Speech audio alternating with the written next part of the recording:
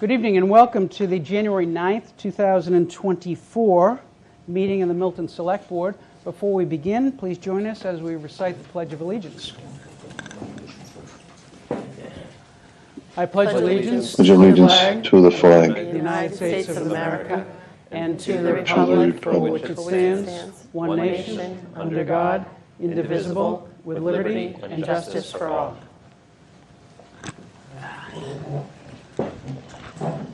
All right, thank you for that. Item 3 is public comment, and we allow 21 minutes for public comment, up to 21 minutes, up to 3 minutes per speaker.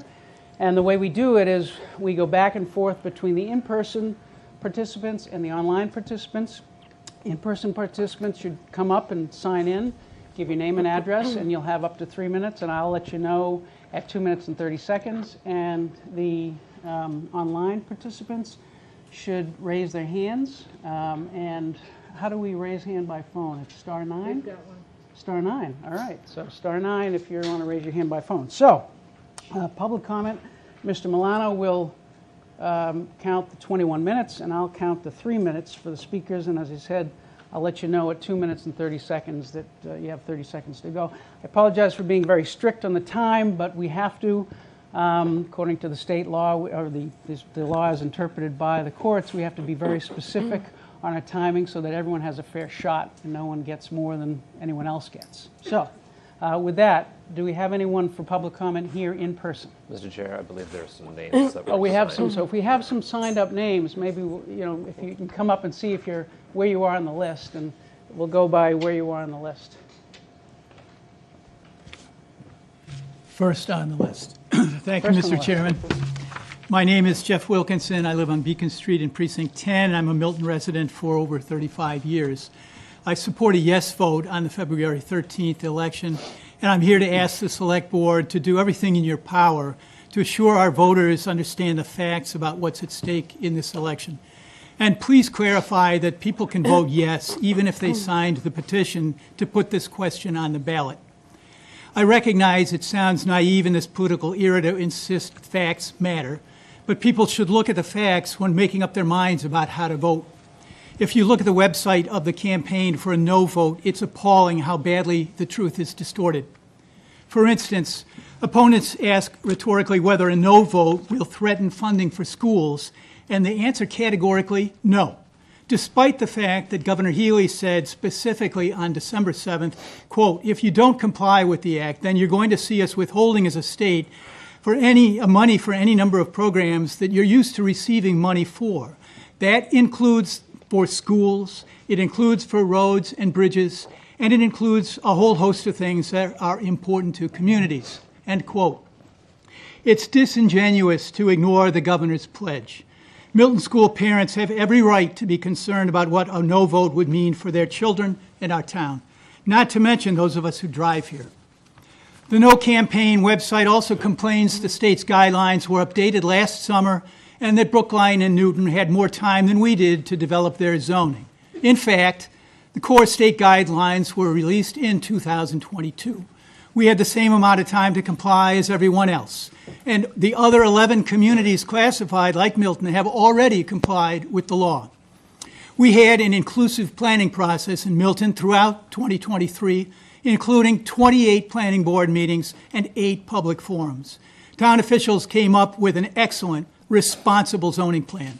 The opponents never offered an alternative plan, and they still don't have a plan. No is not a plan. Town meeting members carefully studied this zoning in advance and went through the details over 2 nights of debate. 2/3 of them agreed to approve the plan that's on the February 13th ballot. They say all's fair in love and war. Well, we all love our town, and we obviously have different visions for the town we want to live in. I want a town where everyone is welcome and where we have options for 30 seniors, seconds, Mr. working families, town employees, and small businesses. I want a town that shares responsibility to address the regional housing crisis that threatens our economic future. Milton is not an island. I hope an overwhelming majority of town voters look at the facts and agree with the supermajority of town meeting members. A yes vote is good for Milton. Thank you. Thank you, Mr. Wilkinson.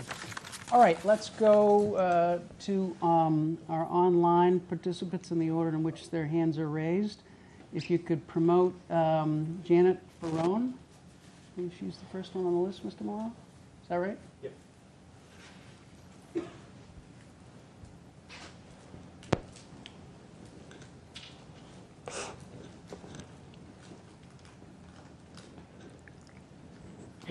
She been promoted? I don't see her yet. Yes, here now. I didn't hear what name you called. Janet Ferrone, or Ferroni? Okay, that's me. Oh, if you could give your name and address, and you'll have 3 minutes, and I'll interrupt you briefly at 2 minutes and 30 seconds to let you know that you have 30 seconds to go. Okay. Janet Ferrone, 71 Central Avenue, and I'm a town meeting member from Precinct 2, and I'm here tonight to speak in favor of the MBTA Act and for voting yes for Milton in the special election on February 13th. I'm right near the Central Avenue T, which is really, I use frequently. My 24-year-old son doesn't even have a license because he's always on the T.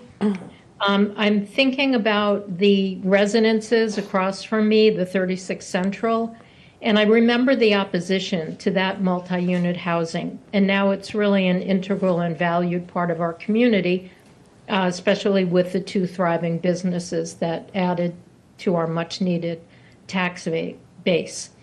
I'm in support of this act as a senior citizen, getting ready to eventually downsize and looking for more affordable housing, which would be allowed under this zoning, but this act would not actually require any housing, just the zoning that would put us in compliance with no actual housing built.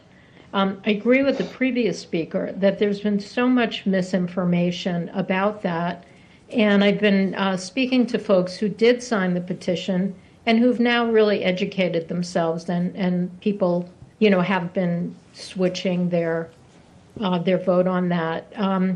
What I'd like to say about this is that being out of compliance with the act, again, as the previous speaker said, the governor has been very clear that the governor expects the laws of the Commonwealth to be followed and funding will be cut.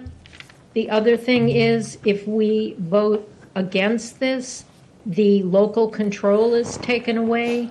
We would not have the ability to participate in this, and the state could come down and demand that we do certain things, not in the way that we would want to do. So I really encourage everyone to check out the Yes for Milton website, you as the board to really think about what this would mean for Milton, for us to be breaking the law, losing funds, incurring legal fees. Every other community, Brookline, so many. 30 seconds, Ms. Ferrone? Sure, have voted yes on this, and I think it would be a travesty if we let a group of folks who are misrepresenting talk us into being out of compliance and losing needed funds. Thank you. Thank you, Ms. Ferrone. Going to the in-person list, Elizabeth Dillon.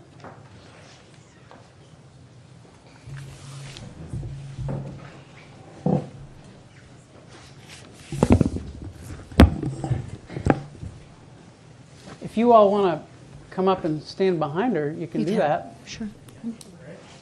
I brought everybody. What's that? You going to tell me when I'm starting? I brought everybody. Yes, I won't. Yes, I haven't Start, yeah, started they the gotta all clock. I haven't come started over the here. clock yet. No, we'll let Okay. people get. We'll let people get behind I you brought everybody. before we Okay. start the clock. Okay, thank you. Don't be afraid. Come forward. There's going to be a picture. It'll be in the paper. Thank you. I appreciate it. Okay. All right. Everybody comfortable? All right. The clock will start now. Hi, it's Elizabeth Dillon, Governor's Road. Good evening. Today, I and all these people behind me, residents of Governor's Road, request your help with traffic relief and ask you to put our street on your agenda for the next board meeting. Speed, volume, and aggression haunt the neighbors on Governor's Road. Our fight began over 46 years ago in 1978 and continues today. For 42 of those years, I did not live here, but I do now, and I will never stop until this problem is resolved. In 2020, the Traffic Mitigation Committee issued a report including a neighbor's concerns that traffic does not wait for stop school buses at bus stops. The neighbor described it as, quote, a clash of kids and cars trying to get through the intersection. On October 2nd, 2023, I emailed town employees with the same concern because my husband witnessed a car go around a parked school bus at a school bus stop with the stop sign out, very nearly hitting young children. As the Traffic Mitigation Committee noted, the vast majority of traffic on Governors is cut through, not Milton residents, with speeds of up to 69 miles an hour. The Traffic Mitigation Committee noted that while 22% of drivers are speeding, police enforcement alone is not enough. Recently, Beta Engineering stated that 23% are still speeding. The problem has not gotten better, and with increased volume has actually gotten worse. There are thousands of cars every week, and there are very few tickets because the police cannot do it alone. Our neighbors have been physically threatened with bodily harm in front of their children. They have had trash thrown on their property. And during our Christmas caroling on December 15th, 39 children, I counted, were crossing the road under the supervision of adults, including 3 adults directing traffic with flashlights. A driver refused to wait and drove through and around the crowd of 39 children. In the same Traffic Mitigation Committee report from 2020, our neighbor behind me, Ryan Mulcahy, requested speed bumps. On January 19, 2023, after conducting a survey of every resident of Governor's Road, I also requested speed bumps or any other mitigation. Notably, in 2010, the Select Board asked the Traffic Commission to explore mitigation, including speed bumps. In its report, the Traffic Mitigation Committee repeatedly noted residents' concern that a child would get run over. As the mother of a 3- and 5-year-old and the neighbor of 60 children on Governor's Road, including these 2 behind me, from Edge Hill to Edge Hill, I can't let this happen. I believe, thank you, I believe that you, the current Select Board, will help us. I know you will. And therefore, I ask you to place us as a formal agenda item at the next Select Board meeting. Thank you so much. Thank you very much.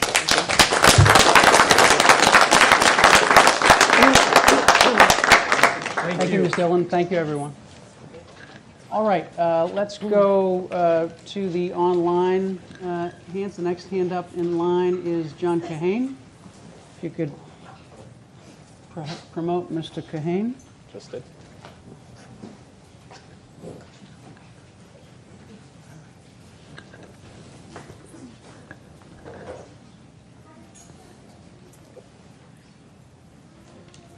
Hello. Yes, Mr. Kahane, go ahead. Hi. My name's John Cohane. I live on 73 Antwerp Street. Husband, father, grandfather, town meeting member, Precinct 7, and East Milton Neighborhood Association board member. I am in favor of the intent of the MBTA Communities Act to provide climate-friendly, affordable housing. But I am voting no because I am convinced that our planned response, Article 1, will do neither. I am new at town politics, and the last town meeting left me feeling uneasy. We are all in this for the good of the town. We should be sympathetic to those who do not achieve what they felt was best for the town. To me, it felt like an us versus them argument when we're all in this together.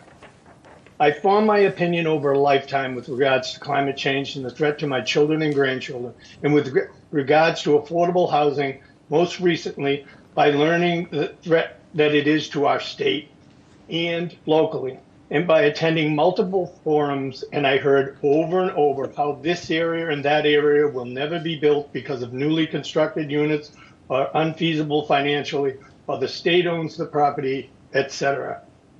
The drafters of this act can walk away saying, look what I did to support climate-friendly, affordable housing, knowing full well neither will happen. Politics as usual. How is it that a plan can meet the requirements of a climate-friendly, affordable housing act while it has been stated outright on video that this area and that area won't be built upon for various stated reasons, and yet the plan is okay? That is why I am challenging it. Yes, unfortunately, there are those among us who want to outright stop the plan, but they are in the minority, just as there are those among you with less than honorable reasons for supporting it. Again, that's politics. And this is where breaking the law is a little overdone. We're not meeting a deadline. We fully intend to meet the law. We're not fighting it, we're making it better. And those who want to come at us for it, I say bring it on and prepare a good defense for why a plan that won't meet the goals is acceptable. And I can go on. I thank everyone who worked on this plan for putting it together, and I think you achieved the desired result, compliance with minimal impact on the town. And the act allowed you to do this. But unfortunately, the claimed objectives are unlikely to 30 be seconds, met. Mr. Cohen? 30 seconds, sir? 30 seconds, yep.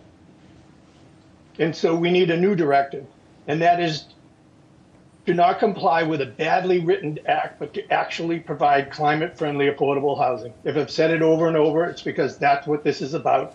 I ask those sections in town not impacted by this to support those of us who are, and vote no on February 13th, and support us again in May when we bring forth a plan that provides a better chance at climate-friendly, affordable housing while also addressing infrastructure costs, traffic, the Thank you, Mr. impact on Cohen. housing apartments. It's no small feat, but our effort will not stop you, Mr. until it's Cohen. done. Thank you. Thank you very much, sir. Thank you, sir. Thank you. All right, let's go next to the in-person list. Chad Treveri. Did I pronounce it right? Chad Treveri from Governor's Road? Thank you very much. Hi, everyone. My name is Chad Treveri. I live at 130 Governor's Road in Milton, and I'm here to talk about the same traffic issues that Liz did. Admittedly, it's a tough act to follow, but I will try and do my best. Instead of an emotional plea, though, I'd like to give some data that we have from our road. About 50 yards from the end of our road, we have one of those speed signs that also records your sign and flashes it to you. Those signs also record data from the vehicles that go by it. Slightly before COVID, I had requested from the town a year's worth of data. And looking through that data, we found some very interesting things, such as Liz mentioned, the maximum speed that was recorded was 69 miles an hour. That is on a 25 mile per hour road. But more importantly, the average max speed per week is between 40 and 45 miles per hour, meaning that this is not a one-time occurrence of some drunken idiot going down our roads. This is happening every single day of every single week. Moreover, Monday through Friday, while my data is a little bit different than what Liz had said, 40%, close to 40% of the traffic is considered a, quote, violation. Violation, I'm assuming, means greater than 25 miles per hour. And as many of my neighbors had noted here, that seems reasonable, unfortunately. Now, those numbers do drop off a little bit around the weekends because, again, as noted, these are not Milton residents that are using these roads inappropriately. We care about our children. The biggest surprise, though, is that weekly we have over 11,000 visitors. And if you do the math, that is more than one car a day, every single minute of every single day, including weekends, including 3 in the morning. So it is a volume issue as well as a speed issue. So you've already heard the emotional plea. This is just some of the data. I'd be happy to update it at any time. But just to give you some facts and numbers around what we're talking about. I thank you very much for your time. Thank you, Mr. Treveri.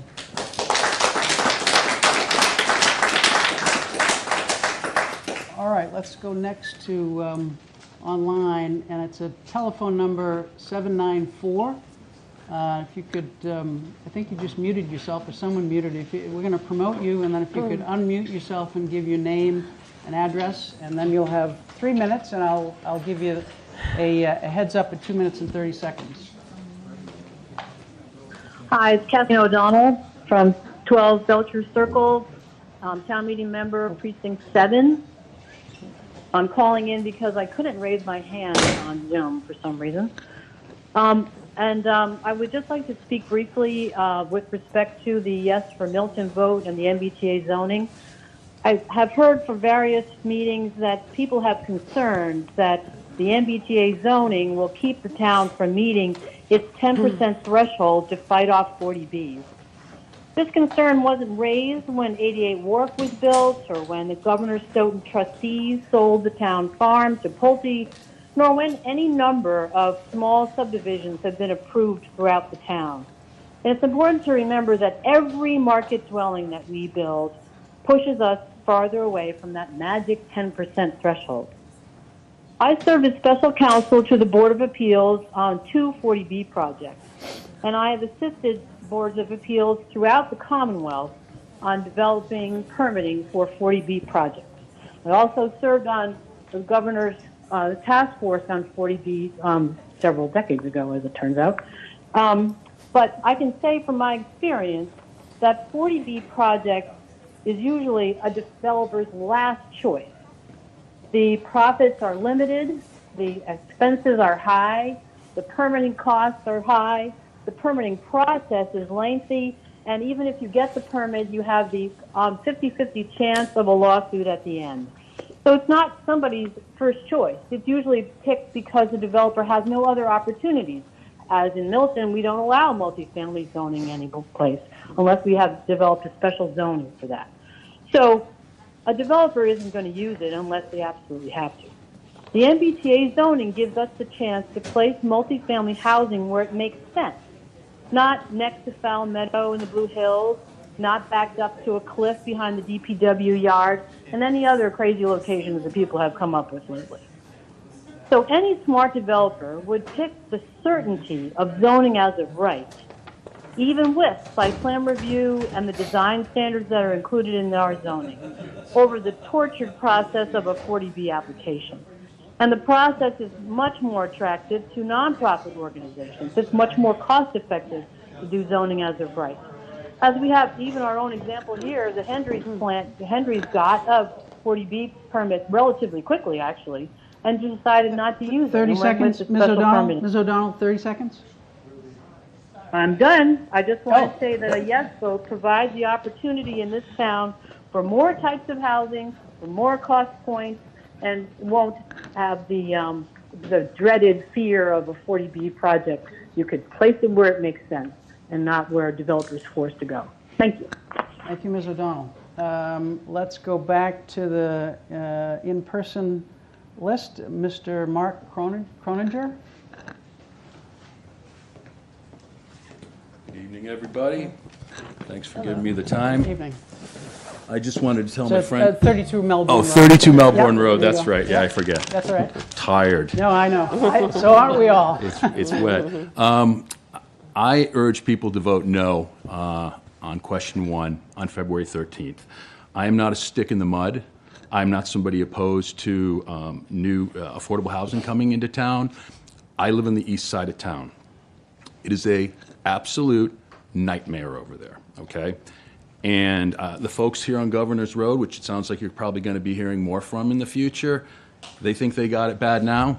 Wait till we dump over half of this whole project into that area of town. The dark horse in the room that's not even mentioned is the Falcone monstrosity, the 6-story skyscraper, 40B, soon to be looming over our neighborhood and shadowing everything in the general vicinity. I can't even believe we got to this point. I've lived here for 26 years, raised my sons in Milton Public Schools, and prior to that I lived in Brighton for many years, and I'm very familiar with Arlington, Belmont, Melrose, and the city. How, in God's sake, did we not get taken off the list, the original 18 towns? If Arlington can get off the list, and Belmont can get off the list, and Melrose can get off the list with much more robust MBTA presences, they actually do have subways there, not just historical trolleys. They actually have commuter rails that run into those towns. They have thousands and thousands of people that use the MBTA every day, much more so than here. And yet, for some reason, Milton didn't get off the thing. I remember Mr. Zulus said on the last meeting that we'd sent a letter. I applaud Select Person Wells and Select Person Musto for not looking to pass this on as it was, because there was some stink to it. Well, in my experience in 40 years in business, sending a letter is the beginning of a discussion and a dialogue, not the end.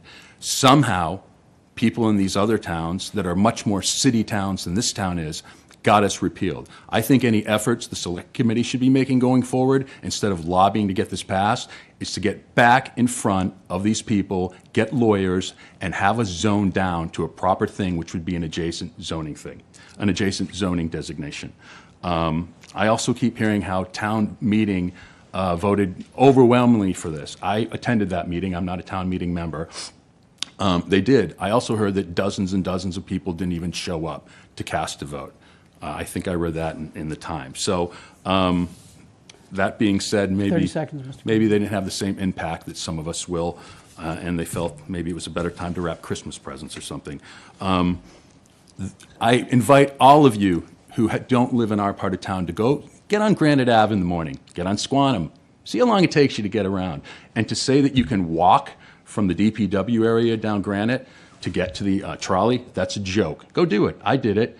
I almost thought I was going to be killed about 7 times, and that doesn't include running across the on-ramp from 93. So Thank you, Mr. Cronin. that's false. In any event, vote no. Thanks, everybody, for listening. Appreciate the time. Stay dry. Thank you, sir. Thank you, sir. All right, let's go now to the next. How much time do we have left, Mr. Milano, of the 21 minutes? 1 minute left. Oh, all right. So we'll have an abbreviated time period for Tucker. So if you could promote Tucker.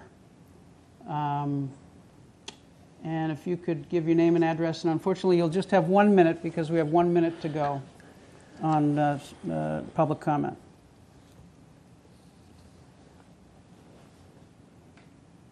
Good evening. Can you hear me? Yes, we can hear you loud and clear. And unfortunately, we just have a minute to go, so if you could Okay, maybe... I'll talk fast. Okay, great. All right, my name is Tucker Smith. I am soon to be 45 years as a homeowner at 1632 Canton Avenue. I wanted to step forward as a Milton resident and raise the fact that the DOER, Mass Department of Energy Resources, has created an opt-in specialized building code. Adopting this code would require approval by the May 6th town meeting to take effect. And Alex Hasha of Sustainable Milton will be introducing that topic tonight for your approval, I hope, as a draft warrant article for the May 6th town meeting. The purpose of every building code is to protect health, safety, and welfare of inhabitants.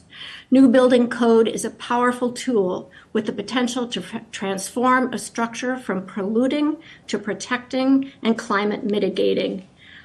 This is especially important with the potential, again, it is contentious, but of new housing stock to be created by the MBTA community zoning. Thank you, Tucker. Thank you. I apologize, but that's No all problem. the time Thank we you have. thank you for listening. For all the other people, we had another person on the list here. We had a couple of other people with their hands up. So I apologize. We've run out of time for public comment, but we will have our next meeting on the 23rd. Is that the next meeting on the 23rd? So please come then, and hopefully we can hear from you then. All right. And also, we all have emails, and feel free to send us emails with all your thoughts and comments, and we'll certainly take those into account. So thank you all. All right, item 4, discussion approval of the warrant for the special town meeting on February 13, 2024, from 7 a.m. to 8 p.m. regarding Article 1 from the December 4th, 2023 special town meeting in accordance with Section 7 of the town charter. Why don't we go to Mr. Milano on that? Sure. Thank you, Mr. Chair. For any election or town meeting, the select board has to vote to approve a warrant, and that is what we have drafted and put in your packets this evening. This warrant includes, as the chair noted, the date of the ballot question vote, which will be February 13th. The polls will open at 7 a.m. They will close at 8 p.m. The voting locations will be the regular voting locations in use at any normal town election or state election. The warrant also includes the question that will be appearing in the warrant and on everyone's ballot when they go to vote. And also note that the warrant states that Article 1, as it was printed in the warrant for the town meeting, will be available at each of the polling locations, the town clerk's office, and on the website. So folks who are interested in reviewing that when they get to the polling location will be able to do so. And Mr. Chair, I'll just note that we recommend one minor change to the question. It's in towards, so the 5th line up. It says as printed in the warrant for the December 2023 special town meeting. We recommend adding the language as printed as Article 1 in the warrant for the December 2023 special town meeting, just to give clarity to voters when they're reading the question that we're talking about Article 1 here, just to further make it very obvious. And otherwise, this has been reviewed by Town Council and is good to go, and we'll post the warrant tomorrow and get it up on the website and elsewhere. Thank you, Mr. Milano. Comments or questions? Ms. Bradley? So the last time that we left this, thank you, Mr. Milano, for that, but the last time that we left this, it was my understanding that we had to wait and get a court order to extend the hours. I'm wondering if that happened. Based on Town Council's further review, it's not necessarily, there are conflicting statutes involved. The charter says 2 to 8 p.m., and there is a provision in state law that allows the select board to set the hours for elections for ballot questions. So based on that conflict, Town Council has advised that proceed, post the warrant with hours of 7 a.m. to 8 p.m. Under that statutory authority, and there'll be ample notice for everybody to understand what those hours will be. Town Council still has the time to seek a court decision if he feels that's necessary. But by posting the warrant, we're publicly announcing what the hours of the election will be, what the date will be, and what the question will be. Perfect. I just wanted to make sure that we were in compliance with whatever that decision was. So thank you for that. Mr. Zoll. Thank you, Mr. You got your Sillis. name after 2 weeks, Mr. Zoll. It's all right. It's a new year. Thanks, Mr. Milano, for putting this together. So just a quick question from me. My understanding is that each polling place is going to have a copy of the entire article for review. And I wonder if the ballot question should allude to the fact that that is also available at the polling place. It's stated as such in the warrant, and I'll just add that we plan to have ample copies, so there won't be a single copy at each polling location, but many copies available. I don't think the question, I don't know the answer to that one. I don't think it was necessary as it was being referenced and will be in discussions with the town clerk. I believe my understanding is they will offer it when the ballot is offered. Okay. I hope when you have the discussions with the town clerk, if they could be, if the staff, the incredible volunteers who help make democracy possible and who are providing extra work for us this year, if they could be instructed to sort of make sure that they do offer that as frequently as possible. I think everyone coming into the poll should know that they have the opportunity to review this incredibly detailed, incredibly well thought out and crafted plan. I think that's it's important for folks to know that it's available to look at. Sure. No, that's certainly our intention. Great. Thank you. Other comments or questions? I don't see. Mr. Wells, are you all set? I think he is. He is. Great. All right. So does someone want to make a motion to approve this warrant? Sure. I'll move to approve the warrant for the special town meeting on February 13th, 2024, from 7 a.m. to 8 p.m. regarding Article 1 from the December 4th, 2023 special town meeting in accordance with Section 7 of the Town Charter. I'll second. Motion's been made and seconded. Any further discussion? All those in favor? This will be a roll call vote. Ms. Bradley? Yes. Ms. Musto? Yes. Mr. Wells? Yes. Mr. Zoll? Yes. And Mr. Zulish, yes. Thank you. Item 5, discussion state's response to Milton status with respect to compliance with the MBTA Communities Act. I'll lead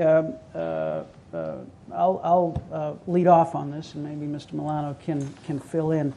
The Executive Office of Housing and Livable Communities and the Attorney General's Office reached out to the town, Mr. Milano, Mr. Mello, and then I was asked to participate last Tuesday, January 2nd, for a Zoom meeting about the town's status with respect to the MBTA Communities Act.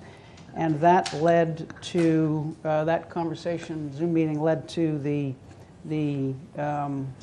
email that Mr. Milano has circulated to the board that was sent to me and Mr. Milano from the acting director of the Community Services Division of the Executive Office of Housing and Livable Communities. The email, as you all see, had a clarification. The deadline was actually 11:59 and 59 seconds p.m. on January 2nd, 2024, because of the holiday. The email recognized the town's what they called unique situation, given that town meeting had approved a zoning in compliance or potentially in compliance with the law, but that due to the petition, there will be an election on February 13th. The email noted some of the efforts that the town has made over the last year on behalf of the Act. And then in primary part, the email stated, due to the significant actions taken by the town to comply with the law and recognizing the bind the town is in relative to the timing of the referendum spelled out in the town's charter, EOHLC will refrain from taking legal action to enforce compliance with the MBTA Communities Law if the town takes the following actions. The first was prior to the expiration of the deadline at 11:59 p.m. on January 2nd, 2024, providing EOHLC with the materials related to the zoning that was adopted at town meeting and the materials that the town had in hand, and two, providing a letter from this board, the select board, prior to the close of business on January 11th, confirming that the town would submit a compliance application under the MBTA Communities Law. And the email was incorrect. It said, should the ballot vote fail? I think the intention of the writer was, from EOHLC, was should the zoning pass on February 13th. So the sum and substance is, it's up to this board, and you have a draft letter, and that's item 6. But why don't we, before we get to item 6, why don't we have comments and questions? Mr. Milano, you can fill in anything that I may have missed on No, that. only to add that based on their request that we send in any information related to the zoning passed by town meeting, I did provide that information to HLC. Basically the text of the zoning law that was in the warrants, the zoning map amendments, and then there's additional backup related to the compliance model that we've talked a lot about. So the compliance model was sent in as well with those materials. So it's the zoning bylaw, the map, an additional backup related to the compliance model and spreadsheets that our consultants had been working on over the past few months. Comments or questions on item 5? Ms. Musto. Thank you, Mr. Chair. I'm wondering if Mr. Milano could comment on this letter that we just received this afternoon around 3. I'm just looking at it now. I don't know if you had a chance to read it and could, because I'm reading it right now. So. This is from Mr. Mello. Well, there's 2 different ones. We should talk about the one from Mr. Mello, but there's also, this one. This one that's in front of us right Yeah, now. that we just got. Oh. Did you see that one, Mike? There was a copy left there, Mike, for you. So that came at like 6:15. Oh, I didn't see. I didn't even see this. Yeah. So I didn't even know we'd gotten this. All right. Do you want to talk about what Mr. Mello said first and then this? It's fine. No, I don't think Either actually way. Mr. Mello's memo is technically on the agenda because this item is state's response. So Okay. So this is state's response. So Okay, we can correct. certainly Sure. talk about this. Sure. And I'll try to read it quickly while you talk to Mr. Milano. Yes, so we received that shortly before the meeting from the Secretary of Housing and Livable Communities at Augustus, spelling out some of the grant programs and other funding sources that are at risk if the town is non-compliant. I'll note that the Secretary had sent a similar letter to the City of Newton when it was finalizing its MBTA compliant zoning. So it seems to be an action that the state has been taking just to reach out to communities to remind them of the obligations under the Act and apprise them of the community status and then what would happen if the town is non-compliant. The Secretary notes The Attorney General's comments notes some of the MassWorks Housing Works and other housing choice grants that the town has received funding from before, that the town would be at risk of not receiving money from those grants moving forward. I think that's an overall summary of the letter that the town has received. And we'll certainly post that on the MBTA Communities website so folks can see it. Other comments or questions? Mr. Zoll. I think it's important to point out that in the January 9th letter from Secretary Augustus, he points out that Milton is the only MBTA community that has not followed the law at this point. And I think it's a pretty incredible situation that we're in. And I feel that the state is being relatively patient with us as we go through this long process of a referendum. But it is extraordinary that we're having an election that would result in loss of funding for this town to be out of compliance with state law. There's nothing in this letter, but we know that the Attorney General has suggested that towns that are in violation will be subjected to lawsuits, potentially civil rights lawsuits, and the immense costs that this town is going to incur if a no vote passes. So I'm glad to see that the state is giving us a bit of flexibility to have this election. I think it's just important to note that we're the only town that hasn't done this, the only MBTA community that has failed. And as speakers during Citizen Speak pointed out, and I know we'll respond to those later, it's not by lack of effort on this town. The incredible effort from members of the planning board, from members of this body, from the town staff, from what's cited in this letter, multiple significant funds brought forward by the state to help us pass this. It's still shocking to me that we're having this discussion, that we've decided that we might, as a town, decide to reject law and subject our citizens to in our town to financial, legal, and other results of a no vote. So I just I can't state strongly enough how incredible this situation is. And I know we'll talk more about this later, but I am glad that the Commonwealth is giving us time to have this election, which we're going to do. But I really hope that everyone in town understands the strong consequences of non-compliance here. Other comments or questions? Ms. Bradley. Thank you so much. I was already on. So I just want to say a few things. One, while I applaud everything that my colleague said, Mr. Zoll said, I would just like to say that we didn't fail. Milton didn't fail. The town meeting members who were elected to represent this town in all precincts had a vote.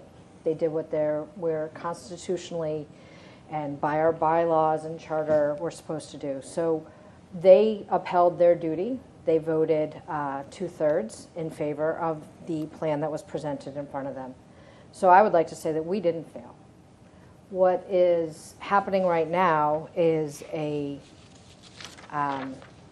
unique situation that hasn't happened since before I was born, which I'm going to tell you guys is a long time ago. And it's really interesting that folks in our town believe that this is the best course of action for the entire town of Milton. I've sat through many, many, many meetings where members of this board have told me to represent the entire town. And I would just like to say that 66% of those that were elected voted in favor of this.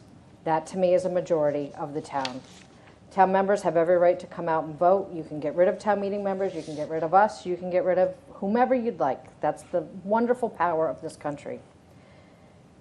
But these are the folks that were elected, these are the folks that were there and they did their due diligence. The interesting part to me in this letter, and Mr. Zulus has this letter, so I'm not going to, no, it's fine. I'm not going to quote it directly, but there has been talk about how this will not impact the town of Milton much beyond $10,000, $20,000 that we won't get. In this letter, it states that last year alone, we got $120,000 in grants. These grants have to do with community, sorry, I'm old, really, have to do with community planning and all the zoning language. That's what these grants are that we got. We currently are dealing with a grant over at Chickatobit. Is that grant going to be called back? The governor yesterday came out with a bunch of 9C cuts, and for those of you that don't know what those are, that's what she can do when we are not within our budget as a state. Any earmark, any amount of money that is not required by the federal law or state law can be cut. And so the economic development grant that we were talking about, using somebody to think about how we can move our town forward, we may not get that. Anything that our delegation gets on the state level, we may not get that. Anything that we currently have that we're currently using, that can be clawed back. And so there's a lot bigger ramifications than just $20,000 on this table. And this letter says it. And I just want to thank Senator Augustus. I worked with him when he was a senator for Worcester, a great man. And I want to thank him for doing his due diligence and sending this letter to us today. I wish it was a little day earlier, but I thank him for it today. So that's all I have to say, Mr. Chair. Thank you. Other comments or questions? Ms. Musto. Thank you. I think a lot of things have been said today. We had a lot of people come and speak to us, residents on both sides of this issue.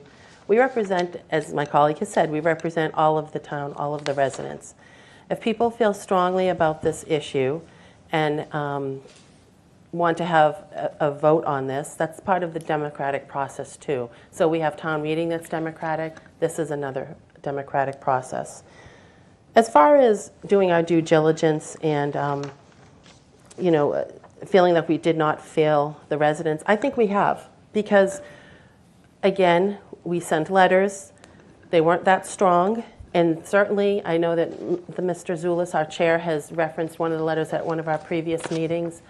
But that letter, that initial letter, was worked on by the planning board and yourself, and I believe Tim Chewinski. It had some history in it. It was a great letter. It really was a great letter. We altered that letter, and there was a lot of discussion about that.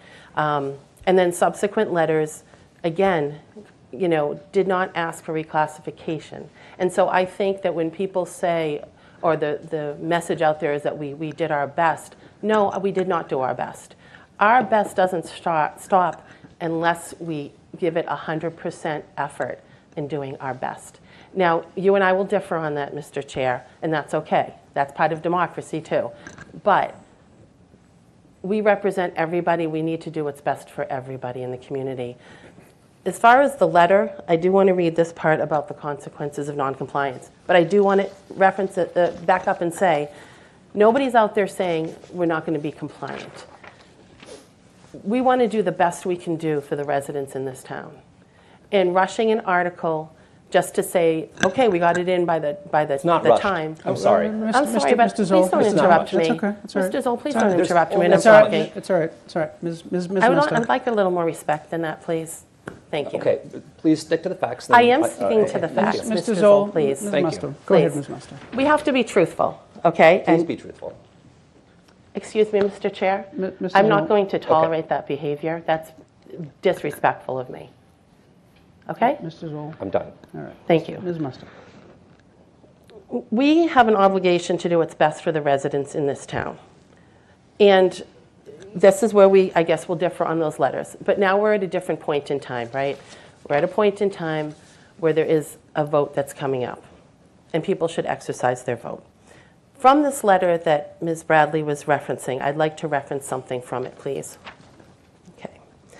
And I will, again, preface it by saying that people do want to do the right thing and get this right for the town. So I don't think Personally, that's what I would like to see, is what's right for the town and what we should rightly do. As far as consequences of noncompliance, the Attorney General advised communities compliance with the MBTA communities law is mandatory, and the law, as stated, is a district of reasonable size, 15 units per acre. That's part of what is the law. By statute, compliance is a prerequisite to receive MassWorks housing grants, housing choice grants. Milton has benefited from these grant programs in the past. In 2023, Milton received $30,000 community planning grant to fund planning activities for MBTA communities law compliance. Milton also received a $30,000 community planning grant to draft zoning language for MBTA communities law compliance. In 2021, Milton received $60,000 from EOHLC, which was then DHCD, in consultant services to assist businesses recover from impacts of COVID-19 pandemic through the local rapid recovery program. Municipalities that are not compliant with MBTA communities will have a strong competitive advantage, that are compliant with MBTA communities will have a strong competitive advantage in all of the capital programs offered by EOHLC, as well as other grants that are part of the Community One Stop for Growth consolidated grant programs. And then it lists them, several. And then it says, while noncompliance is not an absolute bar to participation in these additional programs, in general, an application by a noncompliant community is unlikely to be selected for funding absent extraordinary circumstances. I think there will be an effort to do the right thing and get some zoning that's appropriate for this town. Anybody that's sitting there and is that angry at me for saying what I said, I really wonder where this is all coming from. I'm trying to say what is in the letter, which is the truth, and I'm trying to say what has happened up to now. Those letters that we have written, there's one on the website, and I would ask Mr. Milano to please put our other letters up on the website, not just on the planning board website, but on our website, including this letter and anything else that we have for documentation. Thank you. Well, let's keep order. Mr. Wells doesn't have, Ms. Bradley, and then Just Mr. real Zoll. quick. Ms. Bradley, and then Mr. Zoll. I agree with you, Roxanne. I'm sorry, Ms. Musto, that things should be up on the website. My concern is that it's going to get confusing if they're in different spots. So I just want to make sure that when folks go to our website, because I'm kind of anal about this, as you know, they go to a place and they're able to access all the information and they don't have to figure out where it is. So I applaud what you just said about putting it up there. I just want to make sure it's in the right place. That's all. Sorry. Mr. Zoll. Ms. Musto, I'm not angry with you. What I'm angry with is a small group of citizens in this town who seem hell-bent on twisting the facts, lying, putting up anonymous videos on the internet, taking out of context quotes to make it seem like someone's saying something that they're not saying. The no on this has been categorically and unequivocally full of mis and disinformation. And so what makes me angry is when I hear mis and disinformation that comes here to this table, because this is the place where we should be truthful and honest about what's happened. And we have heard you and other members, well, not you, other members, but you, Ms. Musto, and others suggest that there was somehow something nefarious or different, or that we have not done our full, we did not fulfill our full obligations to the town. Particularly when it comes to this letter, which I, yes, proposed some edits to.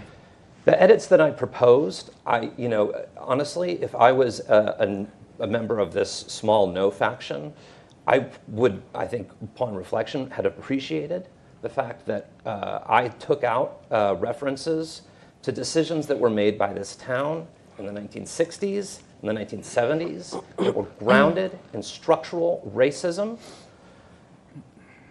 There's just no way to put a finer point on it than that. We know in this town, across the Commonwealth, and across the nation, decisions about infrastructure and zoning were made in a basis of structural racism. And I don't think it behooves anyone to drag up talking points from those eras to try to make a point. There was a 1930 map of the MBTA in the Boston metro area that actually identified the Mattapan high-speed trolley as rapid transit. So I think we can go back and pick and choose from our historical documents what we want to try to make our case about. But what seems very clear from the comments that we've heard tonight, from what we've seen online, is that there is a group of citizens who are bent on non-compliance. And you can say that you don't mean to be non-compliant, but a no vote is a vote for non-compliance. That's just as simple as it can be. And the last thing that I want to say about this, and I don't want to go on for too long, but if you think a no vote is going to stop developers and the state from imposing upon us standards that do not meet what we would like to say, that do not get the input of Milton citizens, that is what's going to happen with a no vote. We are going to see exactly what's happened with 40B happen in this town. It's a lesson that we simply haven't learned. And I take heart tonight from hearing from our neighbors on Governor's Road who feel like this select board finally is maybe in a position to make a difference for their traffic issues. I think they see us taking action on things like building an animal shelter that has been long neglected, on things like getting us up to par where we need to be on affordable housing, on securing land at no cost for a new school. We have made incredible progress on this board. And that scares some people because for a long time, the party of no has ruled Milton and has prevented us from following state law and has subjected us to penalties. And that's why we have 40B housing going up when people get upset about it. If you're upset about 40B housing, or if you're upset that if you think that a no vote is going to somehow magically make a state law disappear, make the courts disappear, make developers disappear, then good luck and God bless. We live in one of the best towns in the world. We are adjacent to one of the best cities in the world. Many of us have chosen to live here because we are adjacent to Boston, which is a dynamic, thriving city with a dynamic, thriving economy. And if we're tired of cut-through traffic, then why aren't we building traffic that's close? Why aren't we building housing that's closer to Boston so people can't cut through? The folks on Governor's Road are talking about cut-through traffic from people that don't live in Milton. People that don't live in Milton, yes, they probably don't care as much about our kids. You'd like to think that they care about kids, but it sounds like some of them don't. Why aren't we looking at this? So the idea that some of us are angry, yes, because we have been subjected to lies, we have been subjected to ridicule, we have been subjected to attacks, and we love this town just as much as anybody else. I've heard it said that just because you're a no vote doesn't mean that you're not a good person. Well, just because you're a yes vote doesn't mean that you're not a good person. It means that you're a whatever kind of person, but it's your person who's done their homework and understands the consequences of a no or yes vote. That's all I'm going to say. Thank you, Mr. Chair. All right, and we may be getting a little far afield from the agenda item, which is the state's response to the compliance. But Ms. Musto, please go ahead. Thank you. I feel that I have to respond to some things that were said. Not everybody's nefarious. Not everybody is bad or good. Making assumptions about people because of their beliefs, whether they're for this or not for this, on the yes side or the no side, is terrible. We're all residents of the town. And to categorize people like that, I think is appalling. And almost calling people racist in a way by saying different things is wrong. A no vote, you are making it that it's non-compliance. Well, doing something that will be a better plan for the residents, I think is what I'm hearing from different people. As far as affordability, if we really wanted to do the right thing, guys, we would have put affordability into this article, okay? We could have put 15% affordability into, we could have gotten a study, we could have done that, but we didn't do it. So what does that mean? That means if things are built, we are going to be further away from our 40B goal. So for all those people that think, oh, this is great, and we don't have to worry about 40B, we will still have to worry about 40B, and maybe in a bigger way if we don't have more affordability into this article. We had an opportunity to try to do that, and we should have done it. For all the people that think that this is going to meet affordability, this doesn't meet affordability. I think what is it, 10%? Boston's doing 17. We could have done better. Those are the types of things I think we could have done better. Thank you. Thank you, Ms. Musto. Ms. Bradley. So, I would like to just address a few things that were just raised. One, I do support affordability, as do many people on this board. Ms. Musto, you did not vote for the affordable housing stuff that's going to be built up on the Governor Stoughton land. I just want to say, like, these are facts that we're dealing with. If you want more affordable housing, then you support affordable housing. This has nothing to do with the topic at hand. But since you brought it up, I will respond to that too. I figured you We would. want to try to keep it. We're trying to keep our keep it within our. But I just want to But say, I understand. you know, and I know you're going to respond, and that's fine. I'm doing this very respectfully, just so you know. And I think that if we're going to talk about affordable housing and talk about it, we have to talk about it not just the tree that's in front of us. We have to talk about it as the forest that we live in. And so how can we make this work for the best of our ability? The other thing that you brought up, and this is also out of scope, and so I want to ask Mr. Chair before I say anything, well, I'm going to say something, and then I'm going to ask him if we should continue. But the letter we got from Attorney Mello. I think we need to have a separate agenda item for that. Okay. I don't consider that part of this agenda item. Because what you brought up, Roxanne, about that we can go back and do this in the May meeting, I don't know that that's real. And so I think that whole part of it, anything else that we're going to say about coming back and having another plan, I think that needs to be under that agenda item, Mr. Chair.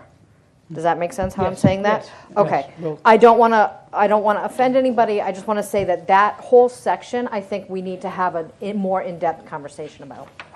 Thank you. And so just for the people watching, the board received today from town council, I don't know where it is, but received today from town council advice about whether the 2-year ban on zoning articles applies. And that's really not, we received it today.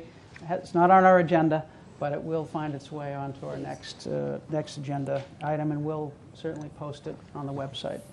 Ms. Musto. Thank you. I do want to just briefly respond to what Ms. Bradley said about affordable housing. I do support affordable housing. I don't support it over at Town Farm because I don't think that's the location for it.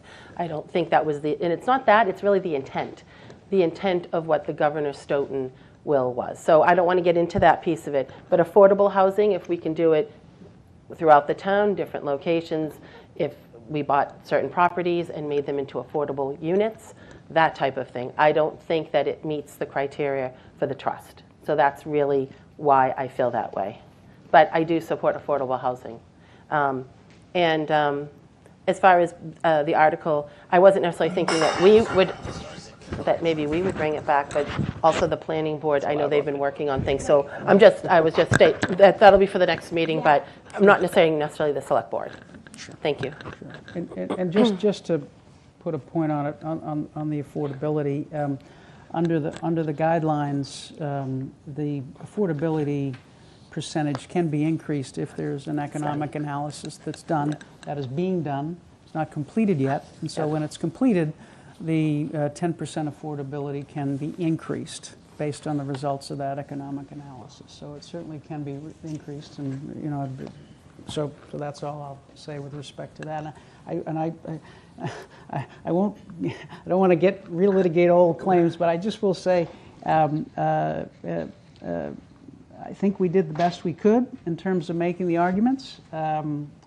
We were the only ones who made the arguments, and we made them, and I think we did the best we could. But reasonable people can differ on that, certainly. So, all right. Is there anything else on that?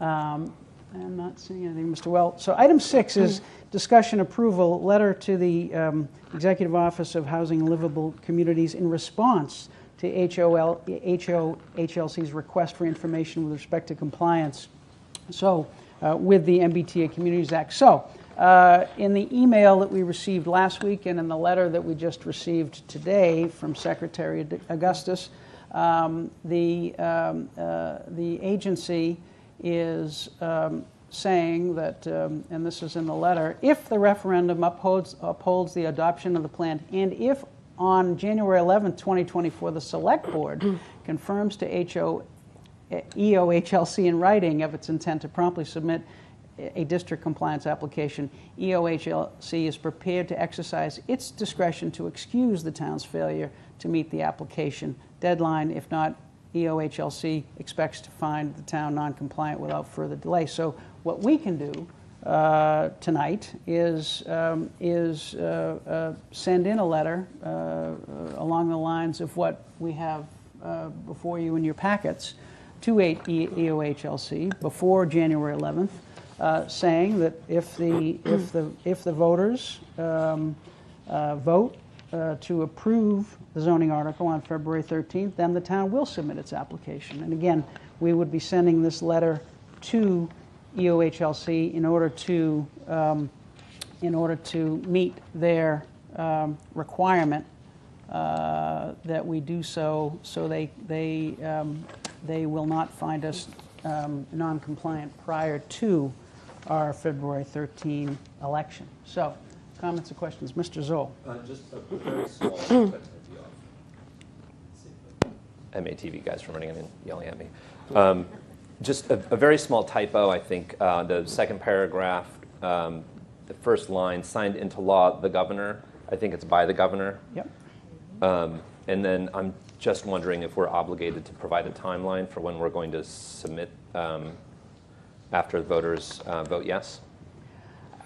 Well, it didn't look like it from the letter. I don't see anything in the email or in the letter. Okay. It just No. So the idea was there were two aspects of their excusing us until after the election. The first is Mr. Milano sent in the materials prior to 11:59 p.m. on January 2nd, which he did, I think, about 8:30 that night. And then the second is if we send a letter saying if the voters vote to support the zoning on February 13th, then the town will submit the application. But I don't believe there is any requirement in the email that we say we'll do it by, or in the letter that we'll say we'll do it by a particular time. My understanding is we just need to say we're going to do it, and then they will, as the secretary says, excuse the town's failure to meet the application deadline until after the election. That's the letter says.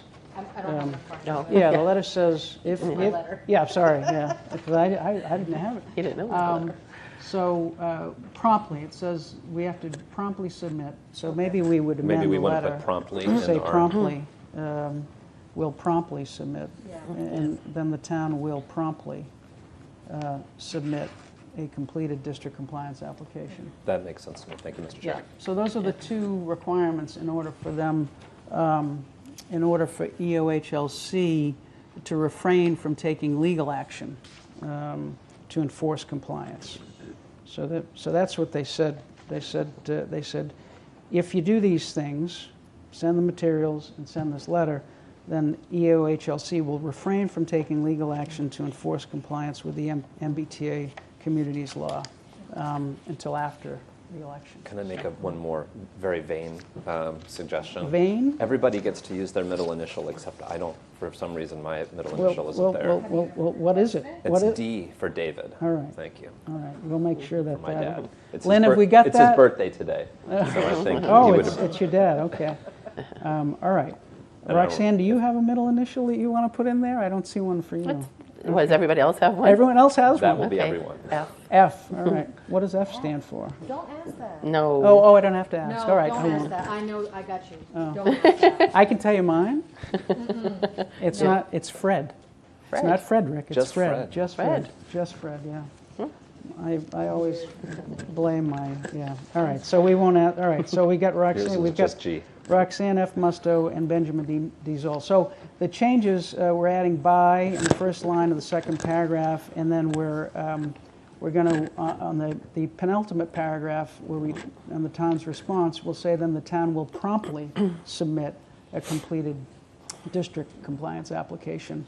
And that's, presuming there's a yes vote. If there's a no vote, then we say if there's a no vote, then we will not submit the completed application.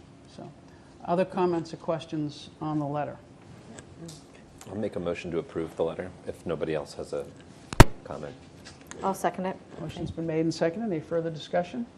All those in favor, this is a roll call vote. Ms. Bradley? Yes. Ms. Musto? Yes. Mr. Wells? Yes. Mr. Zoll? Yes. Mr. Zulish, yes. Okay. So we'll get that out tomorrow, and then we'll be good to go with that. Item 7. Discussion update approval of the request by Sustainable Milton with respect to opt-in specialized building code and a potential warrant article for that. I believe we have Mr. Hasha here from Sustainable Milton, and if you want to describe this for us, Mr. Hasha, that would be most helpful. Sure. Good evening. It's a pleasure to be able to be here. This is my first time in the room, though I've seen it on TV before. And so I prepared a short statement because I wasn't sure if I'd be at Citizen Speak, and many more than 3 minutes is probably more than people want at this point, so I'll just read that for you. So I'm here on behalf of the Sustainable Milton's board to request that the Select Board add an article to the town meeting warrant adopting the opt-in specialized building code. Our board voted unanimously for this because it is a critical step to do our part as a town to slow down climate change and keep the state on track to meet its goals of achieving 50% emissions reductions by 2030 and net zero greenhouse gas emissions by 2050. Massachusetts communities have 3 model building codes to choose from. Until 2022, there were only 2 options: a base code that sets a minimum standard and a stretch code with more stringent energy efficiency standards. Milton, along with 299 other Massachusetts communities, adopted the stretch code as a prerequisite to becoming a green community in 2010. A year ago, a new opt-in specialized code was added to better align the stretch code with Massachusetts' strategy to reach net zero emissions by 2050. So broadly speaking, this strategy is to transition the electric grid to clean, renewable energy sources, and in parallel, transition fossil fuel technologies in vehicles, buildings, and industry to predominantly electric technologies. And while 2050 may seem far away, today's new construction will still be in use then. To stay on track, fossil fuel equipment needs to be overwhelmingly replaced with electric technologies when it reaches end of life. So that's by way of background. The incremental requirements in the specialized code that we're asking to bring to town meeting support electrification and apply only to new construction, not to renovations or additions. At a high level, they are pre-wiring for future electrification. So new buildings that use fossil fuels must pre-wire for things like EV chargers and heat pumps. On-site solar, new buildings that use fossil fuels must install rooftop solar with some limited exceptions for shading. And then large new homes over 4,000 square feet must meet exemplary performance standards. They need to be either all electric or certified zero energy. And new large multifamily over 12,000 square feet must also use passive house compliance pathways. So we see these code changes as a consumer protection, reducing energy costs and removing obstacles to future necessary electrification. In its first year, 31 communities representing 25% of the state's population have adopted the specialized code, and many of those with unanimous or near unanimous votes at town meeting. Now, we recognize that building codes are a complex topic, and we are still learning about this ourselves. We know the town residents and staff will need time to better understand the content and impact of these code changes. And we do look forward to collaborating respectfully with you and residents of all perspectives in this learning process between now and May. If adopted in May, the code would not come into force until January 2025, and that gives additional time for training and planning. Given the long lead time for the code changes to come in force, and the potential for significant new development from 40Bs and the MBTA zoning changes, we believe it's important to have a robust public discussion about code updates now. And we've seen the sort of climate aspect of new development brought up in many of the comments about the MBTA law.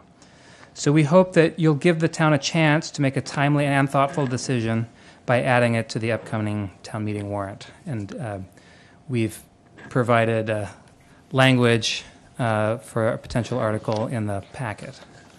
So I'll stop there, and happy to answer questions as best as I can. Thank you, Mr. Hasha. Comments or questions from the members? Mr. Zoll. Thank you, Mr. Hasha. I'm very supportive of this. Climate change is the preeminent threat to the planet, and I think anything that we can do, as you didn't note in your notes, but you did note in your letter, 98% of Milton emissions come from buildings and vehicles, and this would go a long way to reducing our climate footprint. My question for you is, I'm curious if you took this also to the planning board, as it's a zoning, or did you come straight to the select board? We came straight to you. We're learning about this very quickly as it sort of became clear to us how little time we had to get this done over the next 12 months. I appreciate that. I Yeah. would encourage you to go to the planning board also to talk to them about it, because I think it would at least be important to get their Yeah. thoughts about it, and hopefully their buy-in. But I'm supportive of this and would be interested in getting an article in the next warrant if possible. Yes, we meant what we said about this being a beginning of a discussion. We certainly welcome all perspectives and also advice about how to facilitate a thoughtful process. Mr. Chair, if I Mr. could, Mullen. I just want to, it isn't zoning. It's not zoning. It affects buildings and development, but it's not a change to the okay. town zoning bylaw. Thank you. But obviously, the planning board is Still get to play the new guy yes. card for a little bit. So I see we have Josh Eckert Lee, who I think is in the planning department, and he has his hand up. So I don't know if he's supposed to participate in this discussion. But I assume he's a member of town staff, right? But let's hear first from Mr. Wells.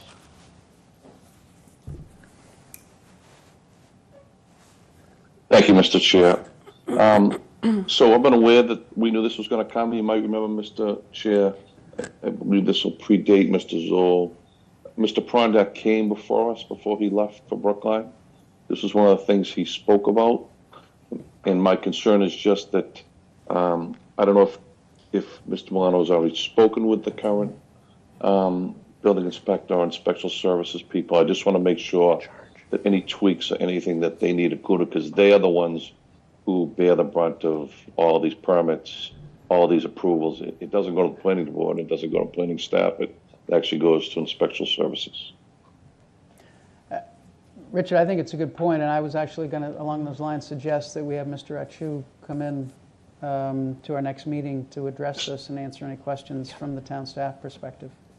So can I answer Yeah, please, you? go ahead. Is that all right? Yeah. So I'm fine with that.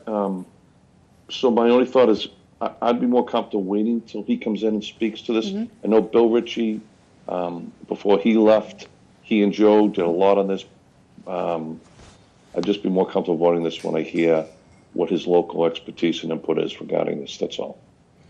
Other comments A or quick questions? question is, what's our timing on the warrant? So the warrant closes officially on the 17th. A suggestion that I was going to make is if there's interest in this, and interest in considering it, we might have this proposed warrant article go to town council in the interim, and so we have something that we could act on if the board wants to act on it after hearing from our building inspector, Mr. Achu. So, Richard? I'd be fine with that, Mr. Chair. Thank you. Other comments or questions? Ms. Musto? Thank you. Thank you for all the work that you're doing on this. Thank you for that. It sounds like this is definitely a newer thing. It's been out about a year, correct? You mentioned the 98% emissions from cars and buildings in Milton. Do you know what the split is? It is, so the greenhouse gas inventory that was completed for 2022 is on the Climate Action Planning Committee page, so I'll refer you there for the exact number. It's a little more than half of that 98% is transportation, little sort of 45% buildings.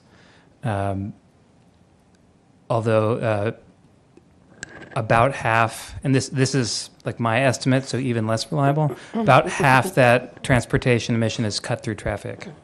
So a lot of similarly sized towns that don't have highways see their residential buildings as the primary source of emissions. And I think they are the primary source of emissions that we as Milton residents can influence directly. Okay. Have we spoken to any, I know the building commissioner, we're going to bring him in. Have you spoken with any contractors to get a feel for what this means in terms of their work? And I know there was a study that you had in there in the information. I looked at that. Mm-hmm. Looks like it was a study in Worcester. And Worcester is different pricing than Boston. So, and it looked like it was, maybe 2022 maybe or Do you mean the Wentworth MIT study? It was in the DOER. They cited some study. Mm-hmm. So I looked at that. Yeah, so I would not put myself forward as an expert on any of this. And I think the way I'd like to frame the request is, given that it's a minimum of a 12-month process and the potential for new development in the near future, I think that we can learn what we need to know to make a good decision on this article in the next 4 months, and then there will be an additional 6 months for town staff to train and plan for the zoning to come in force. And so it's really a decision to allow the town to have that robust public discussion. I think it's hard to get folks to focus on things that aren't coming up for a vote. And I think this is worthy of a vote. I would not be surprised if we learn material new things about its merits between now and May. So I won't pretend to be an expert. And the other thing I was going to ask about is, I know you had mentioned that it would not affect additions or anything like that. In the law, it looked like it does. It looked like anything over 1,000 square feet or additions that exceed 100% of the conditioned floor area, and they could be, alterations, and it would be cumulative alterations that you'd have to do retrofit the whole entire house. So I hear what you're saying. I'm just wondering if we need more information before we put this forward. I feel like we need some more education around this. Is there a chance that we could, get more information before we put it on for a vote? Or like in terms of, this has been out a year. There's a lot of information out there. I was looking through as much as I could to get prepared for today's meeting, and there's just a lot out there. And so I guess what I'm wondering is this something that could go into like the fall town meeting, for instance, and it gives the time to get more information and to, get some input from different contractors and different people into this, and maybe start with like town buildings first or something, and I don't know. So to address your point about the additions over 1,000 square feet, is my understanding, and I could be wrong, but I've had several people confirm this, that those are requirements in the stretch code, which we have already adopted, and I think those were the concerns that the previous building commissioner brought to the board last year, as that was going into effect in July, and so I do think that the provisions in the stretch code are more controversial than the incremental provisions in the specialized code. I'll acknowledge Ms. Musto, that. If I could, just in terms of this specific question, it's item 8 on the DOER have question answer. Yeah, so. But it does mention something about if you're under 1,000 versus over, and cumulative. I don't know if we're on the same page.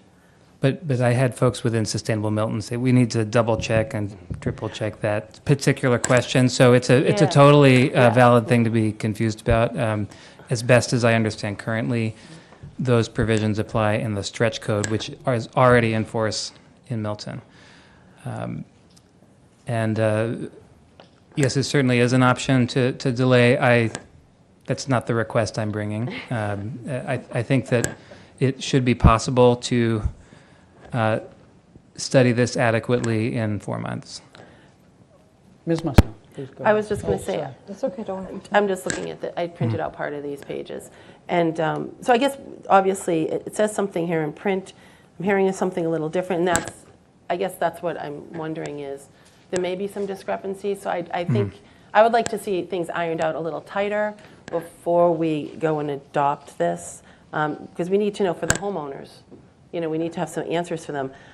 There's talking about solar. I'm wondering, would it always have to be on the roof, or are people going to have these dishes that you can put on the property? Like, there are a lot of questions to this. And it's only this more stringent one has been around about a year. So I'm just wondering if we can, that's the only reason I was asking that, is because we also need to know what it's going to mean for the homeowners, how this will affect them if they want to do renovation, people want to buy homes, things like that. I would just like to have some more answers. We can actually see, Ms. Bradley, and then Thank maybe you. Mr. Eckert Lee has some answers. But, Absolutely. Ms. So Bradley. I just wanted to talk about putting it off to the fall town meeting. There is no fall town meeting. It's a special town meeting. Yeah. And things that should be taken up at that time are special. And we saw at the December town meeting how the town meeting members reacted to many things being on that agenda. And they closed it down without us voting on, debating multiple articles. I'm respectfully asking this board to try and keep the annual town meeting for what the annual town meeting is. And if that means you have to meet a deadline that's earlier, that's what that means. I understand that there are special town meetings, but a special town meeting is for something like the MBTA communities, not for an article that's being brought to us today, January 9th, for a May meeting. Yes, there's a lot of questions, but we reopen the warrant multiple times before May. So please, as we continue to go down this path, can we not try and push things off and actually continue to tackle things when they should be tackled? I just don't, I was, not gonna lie, very happy that we adjourned in December. I was very happy. I was in finals, I needed to buy gifts, there was a lot going on, right? I'm just one person. But that was a special town meeting. The fall town meeting, also a special town meeting. Any town meeting that's not in April or May is a special town meeting. And there's gotta be a reason why we're opening it up. So with all due respect, Ms. Musto, I am just exhausted of pushing things out because there's 900 questions. I'm sure Mr. Hasha and the rest of Sustainable Milton and our own attorney that works for the town will get back to us on some of these questions. But I also know that not every question needs to be answered.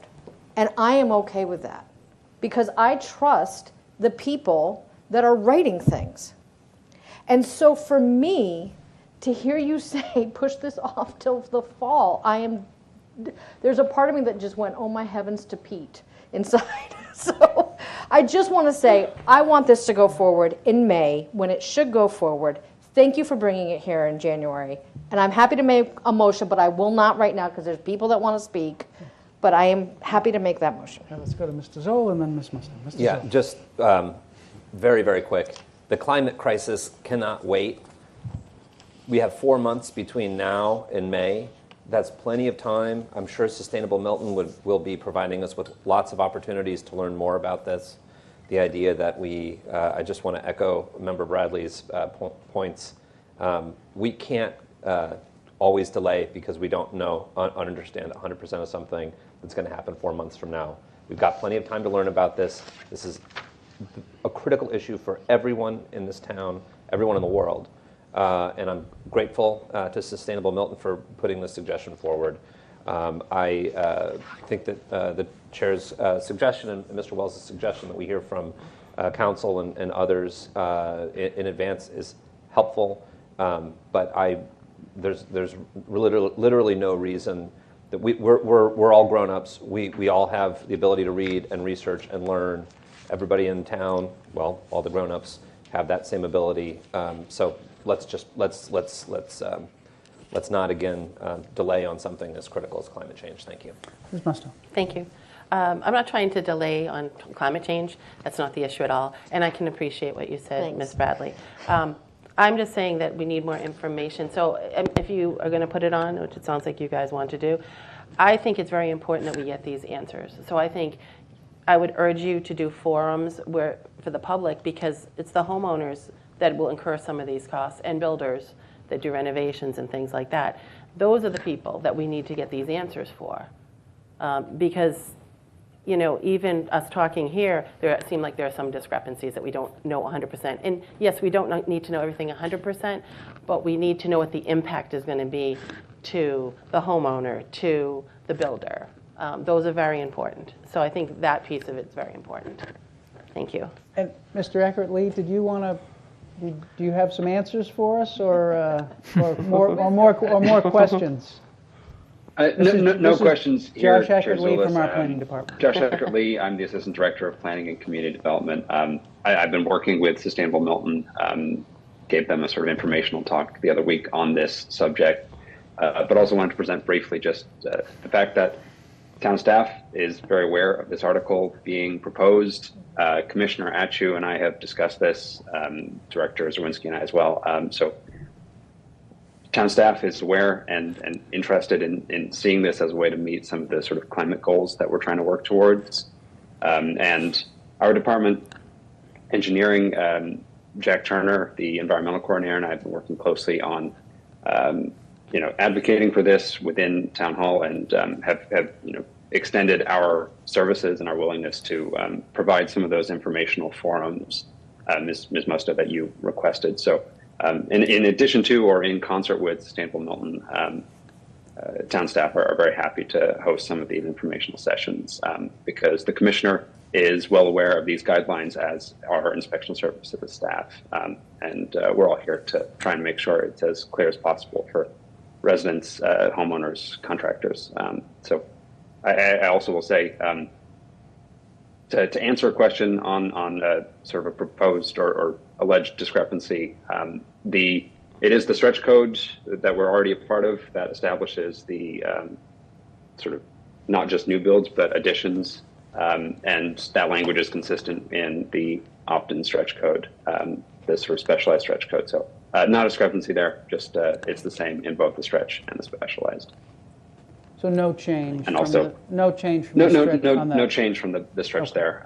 The specialized is really focused on these sort of 3 pathways to effectively net zero, either sort of a mixed fuel building that has electric ready components, an all electric component, or a net zero sort of HERS rating at 0 pathway, but don't want to get too into the details.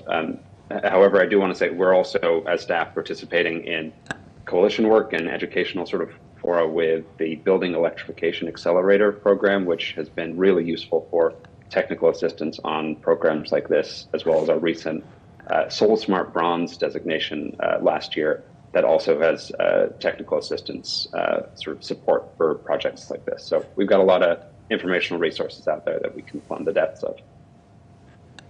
Other comments or questions? Ms. Bennett. No, please, I'm going to make a motion, so please Well, speak. if I could ask, in terms of the motion, I would like to hear from Commissioner Atchu personally before actually voting, and I would actually like to have had town council look through the article. So if it makes sense to everyone, if we could put this on for the next meeting, have Josh maybe make a presentation on some of the outstanding items, have Commissioner Atchu here, and have an article that's been reviewed by town council, then I'll feel better in a position, be in a better position to vote at that point. Ms. Bradley. So I just have a technical question. Can we do that because the warrant's closing? So we would have to open the warrant. I'm just trying to parliamentary think about this. My read of it, and I'll let the board kind of make its how it wants to treat these. The request for the warrant deadline is to submit articles. I would say Sustainable Milton has submitted an article to the select board, where Sustainable Milton themselves can't put the article on the warrant. The board would be the sponsoring entity, and it would be discussing that at its next meeting. So the article's been received by that deadline of the 17th. Of the 17th. So if we don't vote on it until our next meeting, we are still within the guidelines of putting it on the warrant. Yeah, it will have been received to our office. Yeah, we're not closing the warrant tonight. That's all I wanted to know. We're not closing the warrant tonight. So, all right. So does that make sense as a path forward? So next meeting on the 23rd, right? We'll have Mr. Hasha. Hopefully you're available, and Mr. Eckert-Lee and Commissioner Atchu and anyone else who can be helpful on this issue, and hopefully town council will have had a chance to vet this proposed article, so we can have something actually to vote on. Does that all make sense? Works. All right. Great. Mr. Hasha, thank you. Thank you so much for your time. Thank you. Thank you for all of this information. Item 8, and thank you, Josh. Thank you, Josh. Thanks, Josh.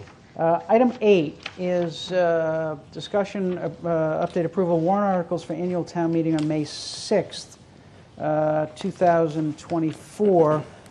This was on for two reasons. One, we had 3 articles. Was it 3 articles from our last town meeting? 4 articles. 4 articles from our last town meeting that we didn't get to, so we could discuss those. And then the chair of the planning board asked me to put on, which we have, a placeholder article for a zoning bylaw related to MBT communities, although I don't know that we've received anything. This was before their meeting. She'd asked me to put that on there just in case they had anything. So, but there's nothing, right? Not that I'm aware of. Not yet. They've discussed it at length and have some in our meeting throughout the month of January, but nothing has been submitted yet. All right. So those are that's item 8 and item 8A. Comments or questions? Mr. Zoll. Is there, thank you, Mr. Chair, is there any reason we shouldn't just sort of en masse put the articles that we had approved that didn't get voted on into the next warrant? So there were 3 that we put on there were 3 one from the local historic district article. We need to find out whether that's still going to be in play to move, because that was they were going to defer that anyway. They asked. There was the posting and recording of, and I believe we want to go forward with that. I would think so. Yeah. Certainly the initial proponent does, I think. And then The wetlands. there was the estuary, which is definitely the proponents, the want Conservation Commission wants to move forward with that. And then we have a citizen petition, which really needs to go on. That needs to go on. Do they don't have to resubmit it, or? We'll have to check with town council, but I wouldn't think so. They for an annual town meeting, you only need 10 signatures. For a special town meeting, you need 100 or 150, and they got the 100 or 150. So, okay. So I think we have an obligation. Mr. Wells, thank you for jumping in and stopping my stammering here. So I'm going to make a motion, Mr. Chair, that we forward 3 of the 4 that you mentioned. I'll just hold off on the. You just, it already slipped my mind. The one that we're not sure if they want it, but I'll make a motion to move those other 3 to place them back on the annual town meeting. So that would be the estuary, the posting and recording of meetings, and the citizens petition. I'll second Yeah, that. and you said the local conservation one, right? Correct? On the Conservation, yeah, Ponset the one. You estuary, I that as said well? the conservation one. But I don't know that we Okay. should move forward on the With the local historic? historic, because we need to hear from them. Okay, So, Okay. so the motion is for those three articles to place on the warrant. I'll second. Motion's been made and seconded. Any further discussion? All those in favor, Ms. Bradley? Yes. Ms. Musto? Yes. Mr. Wells? Yes. Mr. Zoll? Yes. And Mr. Zulish, yes. Okay. Mr. Chair, if I could ask. Yes, Mr. If Milano. there's any warrant articles that members are interested in and potentially kicking around, if you have any thoughts, please let me know so we can include that on the list. Obviously, we will put on all the recurring budgetary and other, normal annual town meeting business articles. Those will automatically go on and be presented at our next meeting. But if there's anything else that members are interested in including, please let me know. Ms. Bradley? No. Oh, I thought you had something. Oh, okay, all right, okay. She's got some budget stuff she's hoping to put on the warrant. No, I was just joking, trying to lighten the mood. There we go. Enlightened it is. All right, anything else on item 8? Nothing on item 8. Moving on to item 9, discussion update FY 2025 budget. Ms. Bradley or Mr. Milano? I'm going to hand this right over to Mr. Milano because we have not met since the last Correct. select board meeting we had. Still working towards and working with the folks at the school department on working to get a budget recommendation together. We'll be following up with everybody for another joint finance committee meeting within a week or two. I just did want to make note of, and it was referenced earlier, the governor did cut state budget appropriations by $375 million. It's quite unusual. It hadn't happened since 2016. And the news coming out of Beacon Hill related to the state's finances has not been great news of late.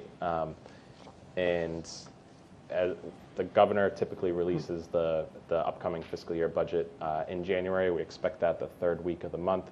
Optimistic that all the state aid that the town has relied upon and all the state aid related to schools that has been increasing thanks to the Student Opportunity Act. We're obviously very optimistic that that will come through again in fiscal 25, but as the tone has shifted slightly on Beacon Hill, we are waiting with a little bated breath just to see that is confirmed. So hopefully we'll get some good news later this month. And also related to the budget, we did receive another deposit of money for roads. $100 million was allocated to cities and towns for road projects, which translates to about $300,000 for the town of Milton. Chapter 90 money that we get every year, which goes directly to roads, is about $600,000 a year. And so we received another $300,000 from the state.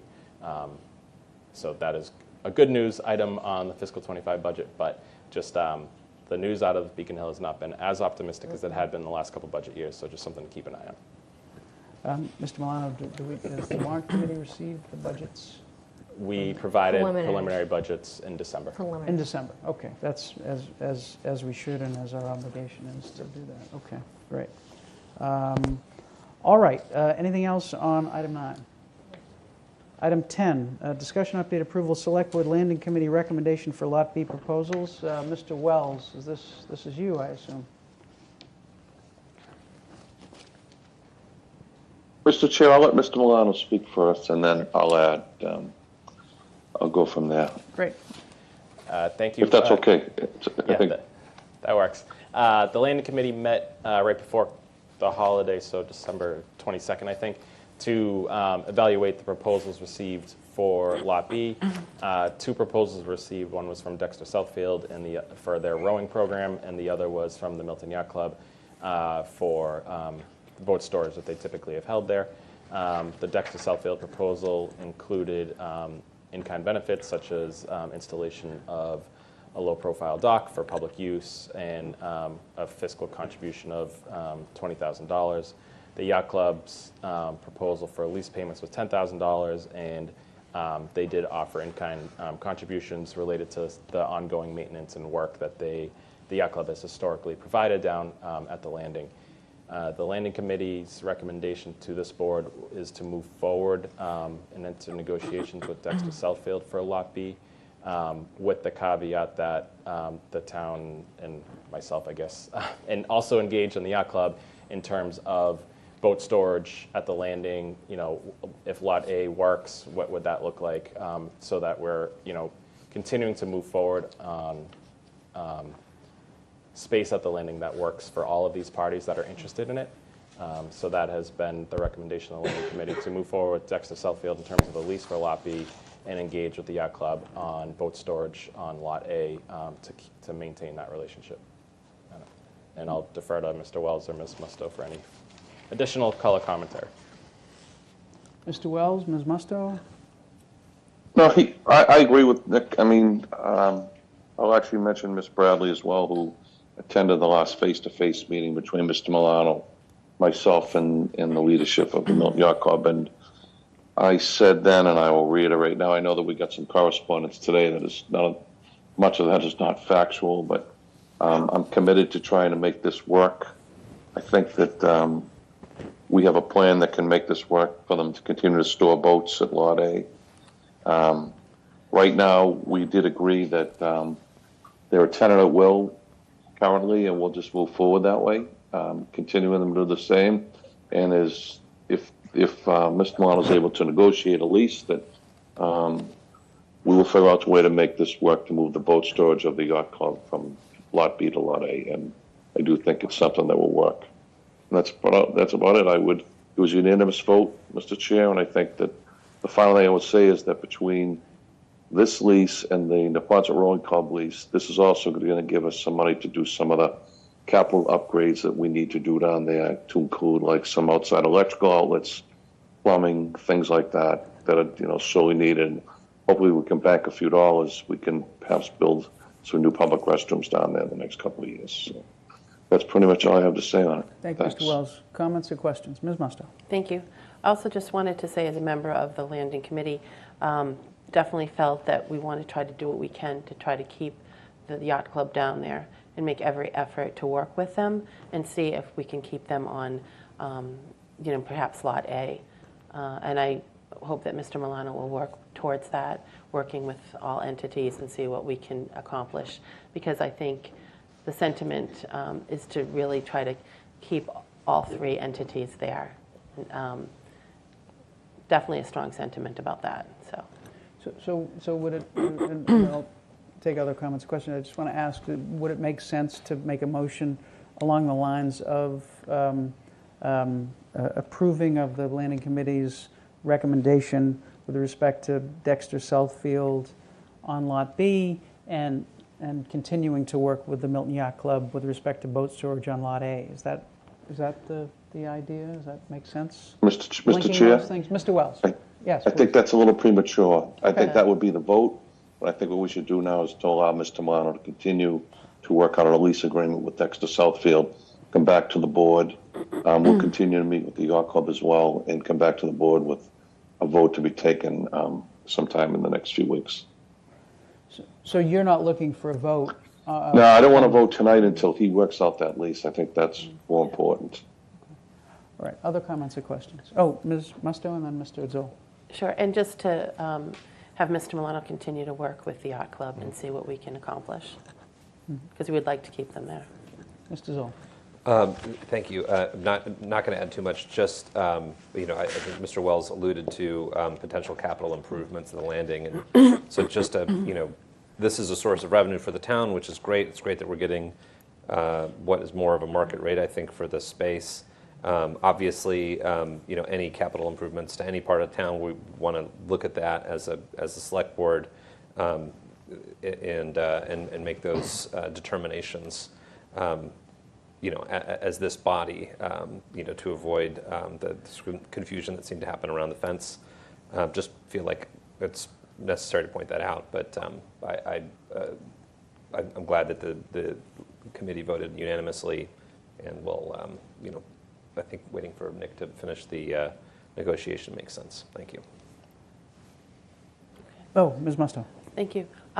As far as any type of improvements down there, would it have to go to both the planning board and the select board according to that revolving fund? No, so there are, the revolving fund you're referencing was set up but never put into place. There are two revolving funds related to the landing. Yeah. And one of them was a town meeting action, and it places the control. It's for essentially whenever the town leases area, if you take a town meeting vote, the governmental entity that controls that land can have a revolving fund at its disposal to use the rents earned to go back into the upkeep. And that's the revolving fund that's been set up for the landing. There was a town meeting action on a different kind of fund to be administered by the select board and the planning board related to the Milton Village District, I believe, Yep.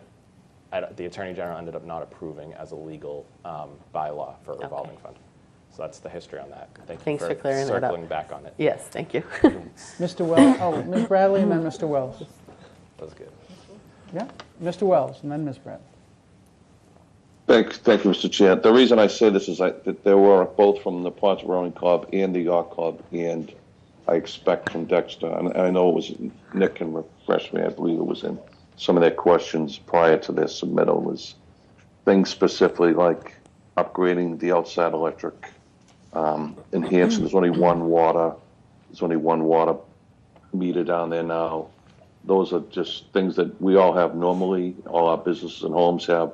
Those are things we're probably going to have to address, and I could see some of these coming up in the negotiations. So at least now we'll have a way that we can be able to approve them and fund them. So that's it. That's about all I have to say. Ms. Bradley. Thank you, Mr. Chair. Thank you, Mr. Chair.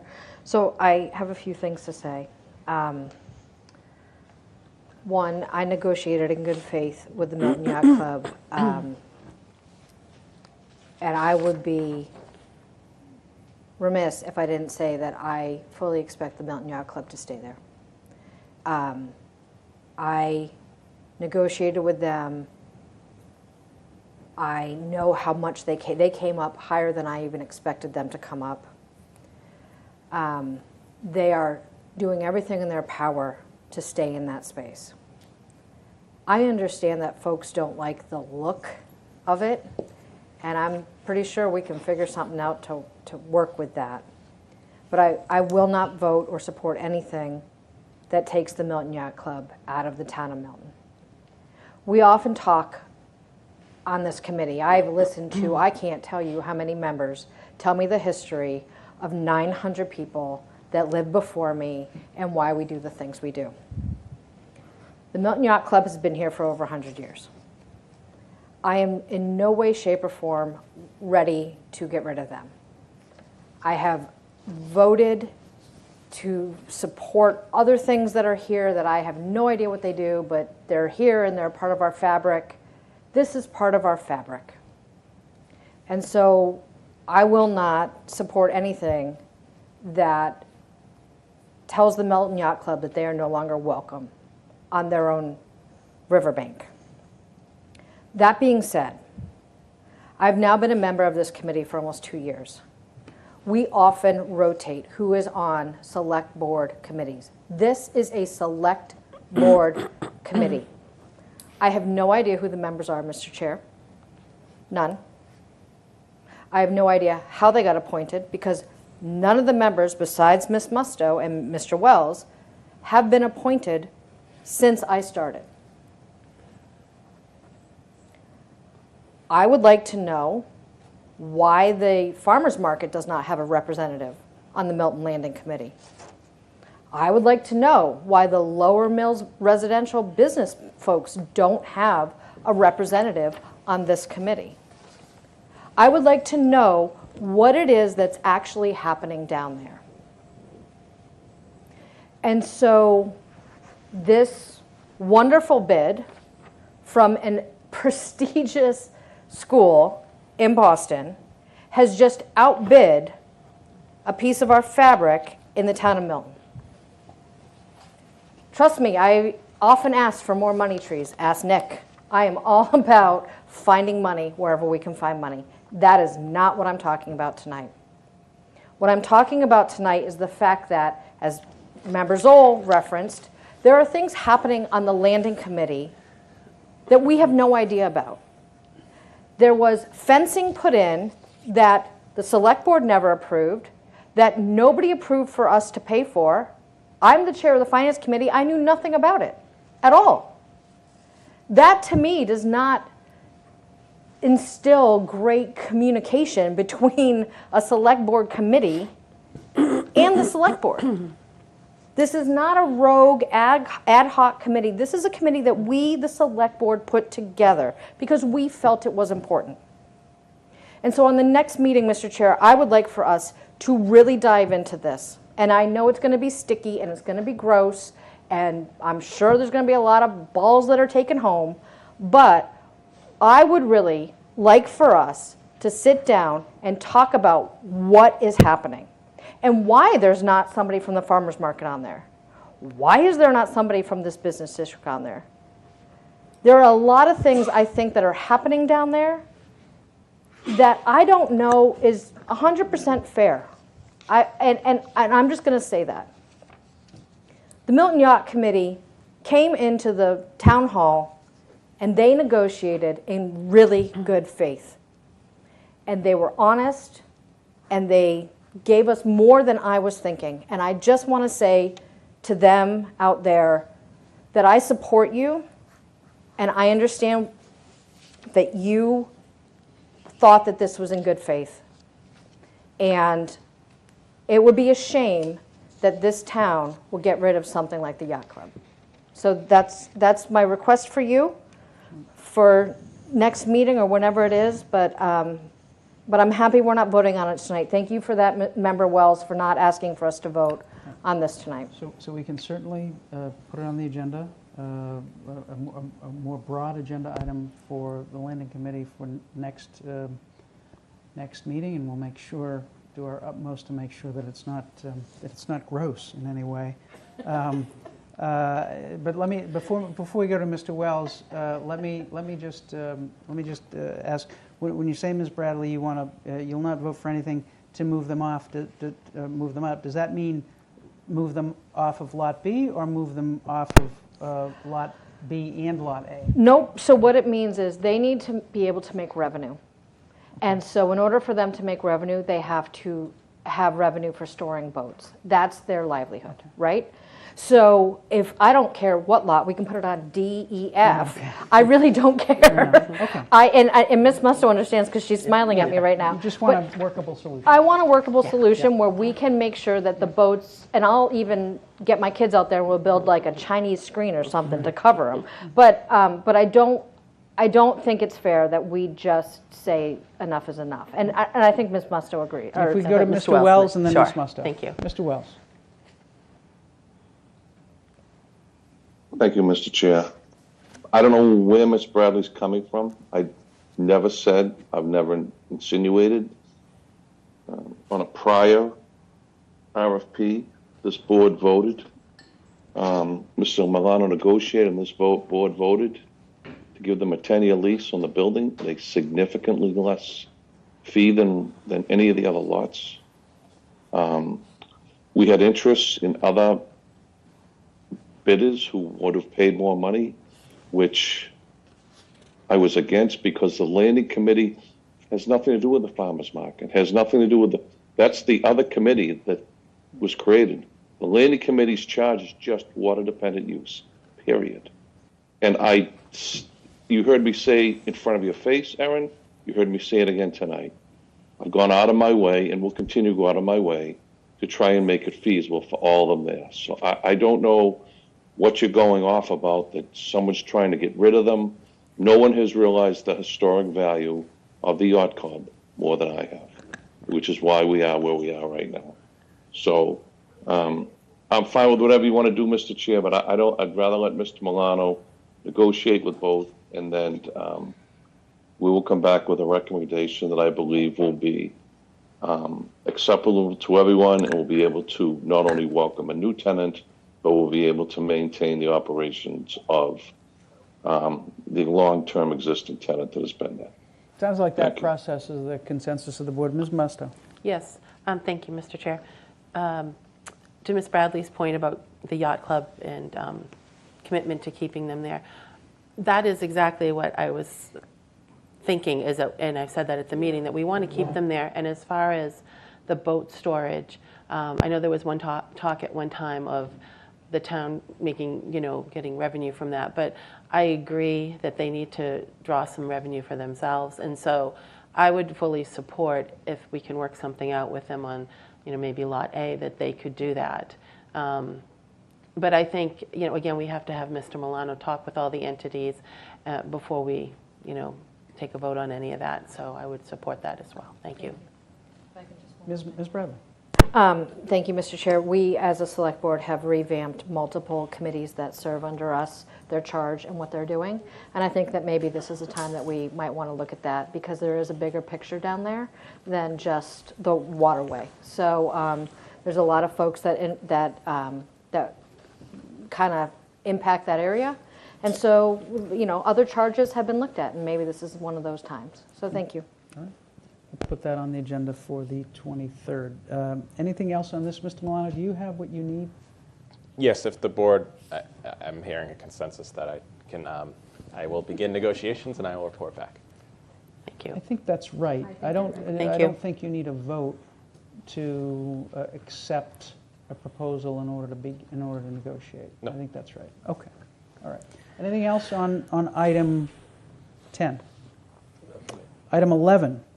Discussion approval board and committee appointments, Airplane Noise Advisory Committee reappointment. I'll make a motion. That we reappoint Raju Pathak to the Airplane Noise Advisory Committee for a term to expire on June 30th, 2024. I'll second. Motion's been made and seconded. Any further discussion? All those in favor? Ms. Bradley? Yes. Ms. Musto? Yes. Mr. Wells?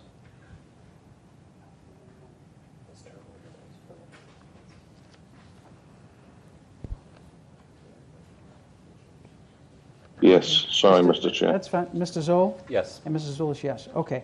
Item 12, discussion update community forum regarding Israel, Palestine, and the war in Gaza, February 4th, 2024. This grew out of our discussions last fall. The Milton Interfaith Clergy Association, led by Reverend Lisa Ward and Rabbi Benjamin and others, have taken the lead on this, along with Pat Lattimore of our Equity Committee, and Milton Muslim Neighbors, and several others, and they are planning for a forum with our support, and tentatively scheduled to be at the Pierce Auditorium on February 4th. The thinking is maybe between 3 and 5. I think that's a Sunday. It is. So that's the current view. There is a flyer that I think you would have received. You should have received. I don't know, Nick, if that, maybe that wasn't circulated. No. But it's does everyone agree with pursuing this? It's really a MICA sponsored, Milton Interfaith Clergy Association sponsored event at this point, just with our assistance. Blessings? Or yeah, right. Sorry, no sorry, pun Church and intended. State. Sorry. But just with our involvement. But do we need a vote or anything No, like that? no. Okay. This is really just an update, making sure everyone's on the same page. Everyone knows what we're doing and what's happening. So, and more to come on the specifics on this. But it's really Reverend Ward who along with several others, who are really taking the laboring oar on getting this organized. So, Mr. Zoll. Thank you, Mr. Chair. I'm glad this is happening. Did I turn myself off? No, I'm good. Yeah. I think we should just make sure that we're letting the chief know about that and think Yes. about making sure that we have adequate police presence. I know we can all treat each other very civilly, but this is an issue that inflames some passions. I think it'd be good to have MPD present. Thank you. Yeah, and that discussion has been Great. had as well. We also don't know outside. That's what I'm more worried about. Yeah. Anything else on this? Item 13, letter of support for the Council on Aging's application of the Community Transit Grant Program for a 14-passenger wheelchair accessible minibus. I'll make a motion to approve the letter of support for the Council on Aging's application to the community. Oh. Richard's dog is seconding you. To Community Transit Grant Program for a 14-passenger wheelchair. She heard accessible voices minibus. being There we raised, go. and now she's sitting next to me. That was classic, Richard. Motion's been made I'll second. and seconded. All those in favor? Yes. Ms. Bradley, Ms. Musto? Yes. Mr. Wells? Yes. And Mr. Zoll? Yes. And Mrs. Zulish, yes.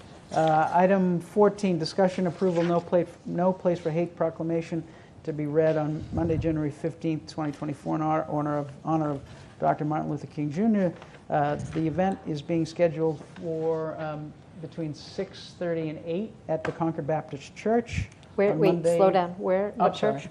And you'll see. West Concord Baptist. Thank you, West Concord. Yeah, West Concord Baptist. Thank you. Baptist Church. And I believe it's 6:30 to 8, but we have a flyer on that as well, that if we haven't circulated, we will, at which the No Place for Hate proclamation will be read. So typically we need to approve that on an annual basis. I'll make a motion to approve the No Place for Hate proclamation to be read on Monday, January 15th, 2024, in honor of Dr. Martin Luther King Jr.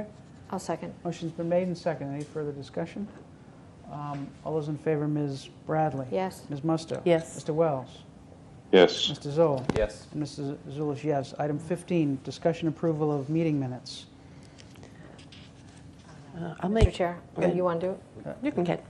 I wasn't at the first one, so we can't do it collectively. So you want to split it? Okay, so, Mr. Chair, I'd like to make a motion to approve the amended meeting minutes for November 3rd, 2023. I'll second. Motion's been made and seconded. All those in favor, Ms. Bradley? Yes. Ms. Musto? Yes. Mr. Wells? Yes. Mr. Zoll? Abstain. And Mr. Zulish, yes. Mr. Chair, I'd like to make a motion. Please. Sorry. To approve the amended meeting minutes for November 9th, November 14th, and November 28th, I'll second. 2023. Motion's Yes, been I'll made second and, those. made and seconded. Any further discussion? All those in favor, Ms. Bradley? Yes. Ms. Musto? Yes. Mr. Wells? Yes. Mr. Zoll? Yes. And Mr. Zulish, yes. Item 16, discussion approval of a donation to the Milton Coalition. I'll move to accept the donation to the Milton Coalition for $100 from Anthony Cicchello and Christine Marie Camp. I'll second. Motion's been made and seconded. Any further discussion? All those in favor, Ms. Bradley? Yes. Ms. Musto? Yes. Mr. Wells? Yes. Mr. Zoll? Yes. And Mr. Zulish, yes. Mr. Milano, Town Administrator's report. Thank you, Mr. Chair. Just a couple of items this evening. The Mass Municipal Association annual meeting is next Friday and Saturday. If you don't get their emails to your inbox, which you should. Okay. So if you're interested in attending, please let us know. We can register you. The Friday workshops are generally pretty good. A good take if any of the items speak to you. I'll be attending, and we'll have some department heads there as well. The town was accepted into a program with MAPC called REACH, which is a partnership run with MAPC, the Government Alliance on Race and Equity, and the Federal Reserve Bank of Boston that will bring teams from different municipalities together to work on, learn about, and strategize on racial equity issues. So it'll be a series of workshops at the Fed starting in February for 8 months. And that actually Josh Eckartley, who was with us earlier, was the one who spotted it and helped shepherd the application through. So thanks to him. And we have an internal DEI committee made up of Josh, Sky Berube, our assistant town engineer, Will Adamczyk, library director, and Carla Feedy, our HR director, who have been running with this issue. So I appreciate them for their work on it. And what else do I want to mention? We have a new code enforcement officer, Markellian Verdufi, who started in December. That position had been vacant for some time now, so we're excited to have Kelly aboard. He's been working hard in there. A lot to learn, but he's been doing great so far. And that's it for me this evening, Mr. Chair. Thank you, Mr. Milano. Item 18, the chair's report. I'll defer anything on the chair's report to move us along. Is there anything? Ms. Bradley? No, not on the chair's report. The next okay, one. Great. Item 19, public comment response. Ms. Bradley. Thank you so much, Mr. Chair. So one of the wonderful neighbors in town came and spoke tonight about the MBTA zoning. I'm specifically referring to the gentleman who spoke about the 40B that is being built in East Milton. And I just wanted to clarify for the record, and please, those of you that know more than me, please make sure that I am correct.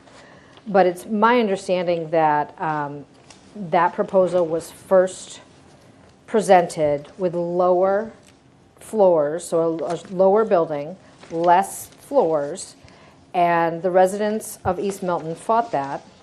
And then the developer went to the state, and the developer won, and the developer created a larger building with more units. This is exactly what we are talking about when we talk about MBTA zoning and why it is so important to have local control.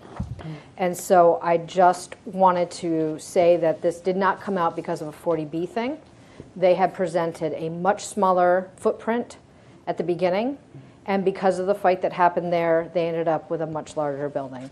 So I just wanted to clarify that. Mr. Zoll.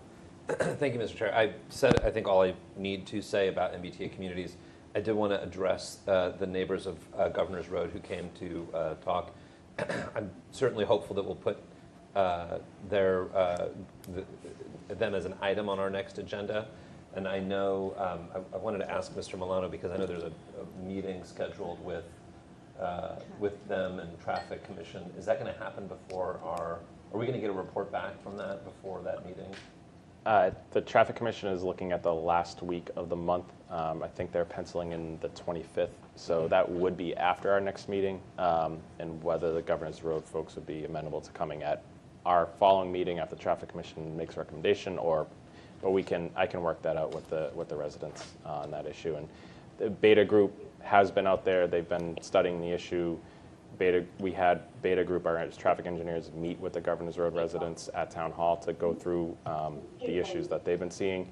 And so they'll be reporting to the Traffic Commission with their recommendations, and then the Traffic Commission typically makes their recommendations to this board. So that's the current sequence of events would be Beta Group reports to Traffic Commission, Governor's Road residents will obviously be there and able to speak, and then that Traffic Commission will report their recommendations to this board is the typical rhythm on these issues. So I think, thank you, Mr. Milano. As long as they're okay with postponing until February 13th, I think they've waited for 40 years for action on this, and hopefully waiting a couple more weeks won't hurt too much. But you really do want to see action on this as quickly as possible. And I just want to acknowledge too. I know that I've spoke offline with those folks. I know Member Wells also had a chance to meet with them, and I think Member Zulus is going to be talking with them tomorrow. So I think, is that true, or is that? Tomorrow morning we'll Okay. we're going to meet with them and a representative from the police department, and also the director, the head of the DPW. So good. I hope that they're all feeling heard, and I was really sad and glad to see so many people turn out tonight for advocating for their neighborhood. Thank you. Mr. Wells.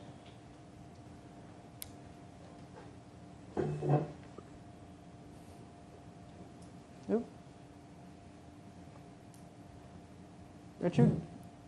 Mr. Wells? I think I you're don't know on if I mute. can hear you, Mr. Chair. There you I are. lost Can you. you hear me now? I'm going to change headphones. Hold on. Okay, all right.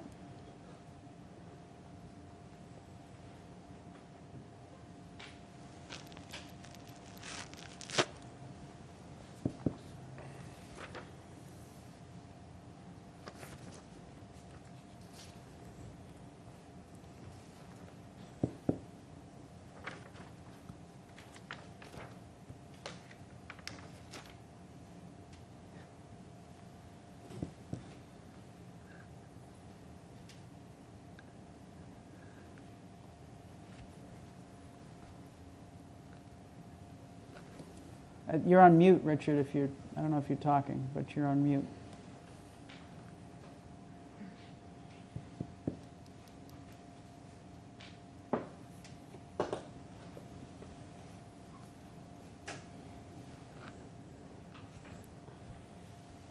There you are.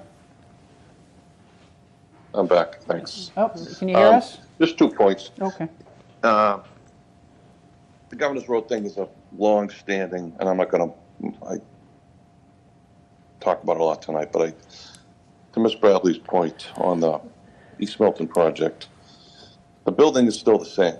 The difference is the original building was less units with a larger mixed-use footprint. And the new design is exclusively units. Actually, I'm sure if Josh or Tim was still here, he'd probably agree that they got more units out of it, again, of the SHR than they would have on the original plan. Thank you, Mr. Wells. Ms. Musto. Thank you. Just wanted to also comment on the people that came in from Governor's Road. It was a great showing of support to do something about a long-standing issue. And on the select board, those are probably the major things we hear about is traffic, speed of cars, cut-through traffic especially. So I think it applies to a lot of streets as well, that bigger picture for the whole town has to be done as well. And then I would just say that it makes sense to hear what the Traffic Commission's specific recommendations are before they come in. And then when we get to the meetings, maybe we can talk about, do we want to keep that one on the 13th? That's the election day. Just wondering for the ballot question. Oh, so that's a good point. But anyways, I do think it should be the next one. What's that? Well, hold on. Let's So just for but just for this purpose, I Right. think it should be at a subsequent meeting that to ask them to come back if you want to put it as an agenda item. Once we find out what On the traffic Governor's is. Road. Yes. Yes. Thank Yes. you. Yes. And I think just in general, we should think about at some subsequent meeting talking about. Well, that's future. Forget it. Okay. Keep going. All right. Keep going, sorry. Future meeting dates. Item 20, Tuesday, January 23rd, and then February 13th. A very good point raised, because that's an election day. So the question is, do we want to move the meeting maybe to the 6th? I can't do the 6th. Okay.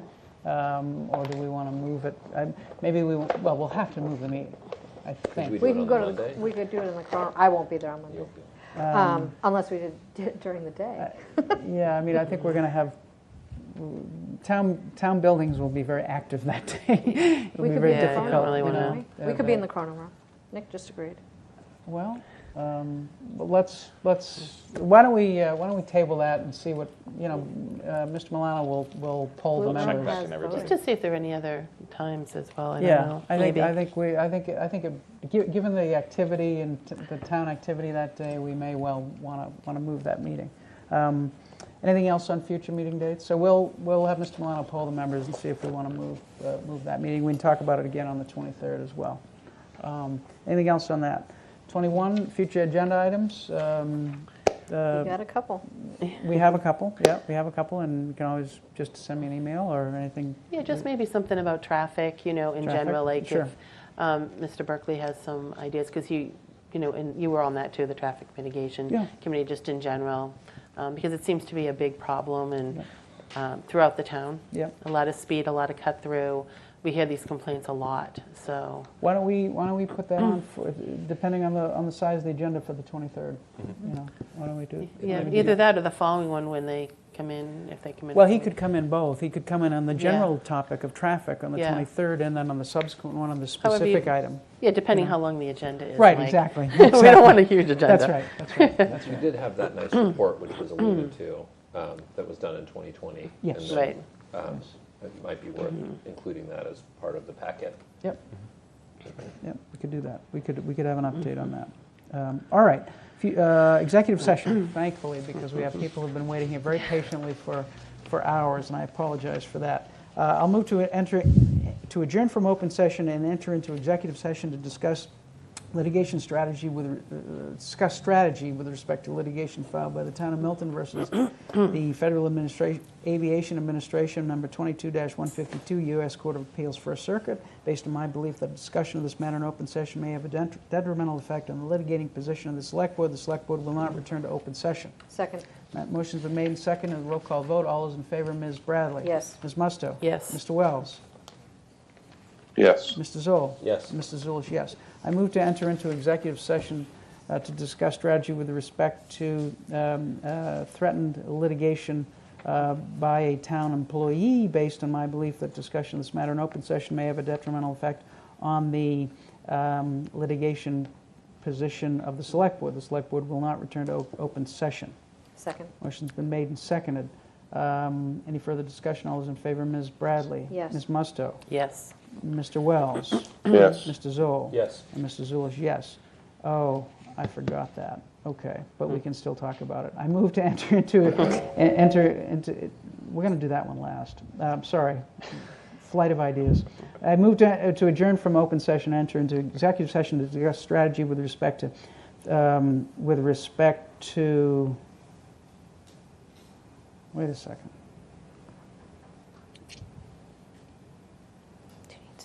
No, I got it. All right, that's the last one. All right. I move to adjourn from the open session and enter into executive session to discuss strategy with respect to contract negotiations with non-union personnel, the town administrator. Based on my belief that discussion of this matter, I'm okay. I'm just checking it. I need a drink of water. Discussion of this matter in open session may have a detrimental effect on the negotiating position of the select board. The select board will not return to open session. I'll second. Motion's been made and seconded. All those in favor, Ms. Bradley? Yes. Ms. Musto? Yes. Mr. Wells? Yes. Mr. Zoll? Yes. And Mr. Zoll is yes. Did I get them all, Mr. Milano? Did I hear the collective bargaining one? Yeah. Yeah, Mr. Chair, did you get 23? I didn't get 23. That's the one I didn't Because I'm get. going to abstain. Okay, go ahead, do that one. We're not going on that, or we are? Yes, I will. Yes. I will. All right. I also move to adjourn from open session and enter into executive session to discuss strategy with respect to collective bargaining, Milton Professional Management Association and Milton Firefighters Local 1116, based on my belief that discussion of these matters in open session may have a detrimental effect on the bargaining position of the select board. The select board will not return to open session. Second. Motion's been made and seconded. All those in favor, Ms. Bradley? Yes. Ms. Musto? Yes. Mr. Wells? Yes on A, no abstain on B. Mr. zoll? What's Yes. that? He's abstaining on Oh, B. yes. I yes, abstain on B. Yes. Mr. Zoll? Yes. And Mr. Zoll is yes. And then I will point out as well, for a matter with respect to the executive session on the town of Milton versus the Federal Aviation Administration, we will be joined by two members of the Airplane Noise Advisory Committee, but not a quorum of that committee this evening. I think we have it all. Thank you, everyone. And I will entertain a motion to adjourn. I'll make a motion to adjourn. I'll second. Motion's been made and seconded. All those in favor, Ms. Bradley? Yes. Ms. Musto? Yes. Mr. Wells? Yes. Mr. Zoll? Yes. And Mr. Zulus, yes. Thank you, everyone. We will see you again on... 23rd. Thank you. Just takes me a little time. Just give me a little time. The ladies are ready. We will see you again on Get in, have some January water. 23rd. Thank you, everyone. Have a nice evening and a nice week.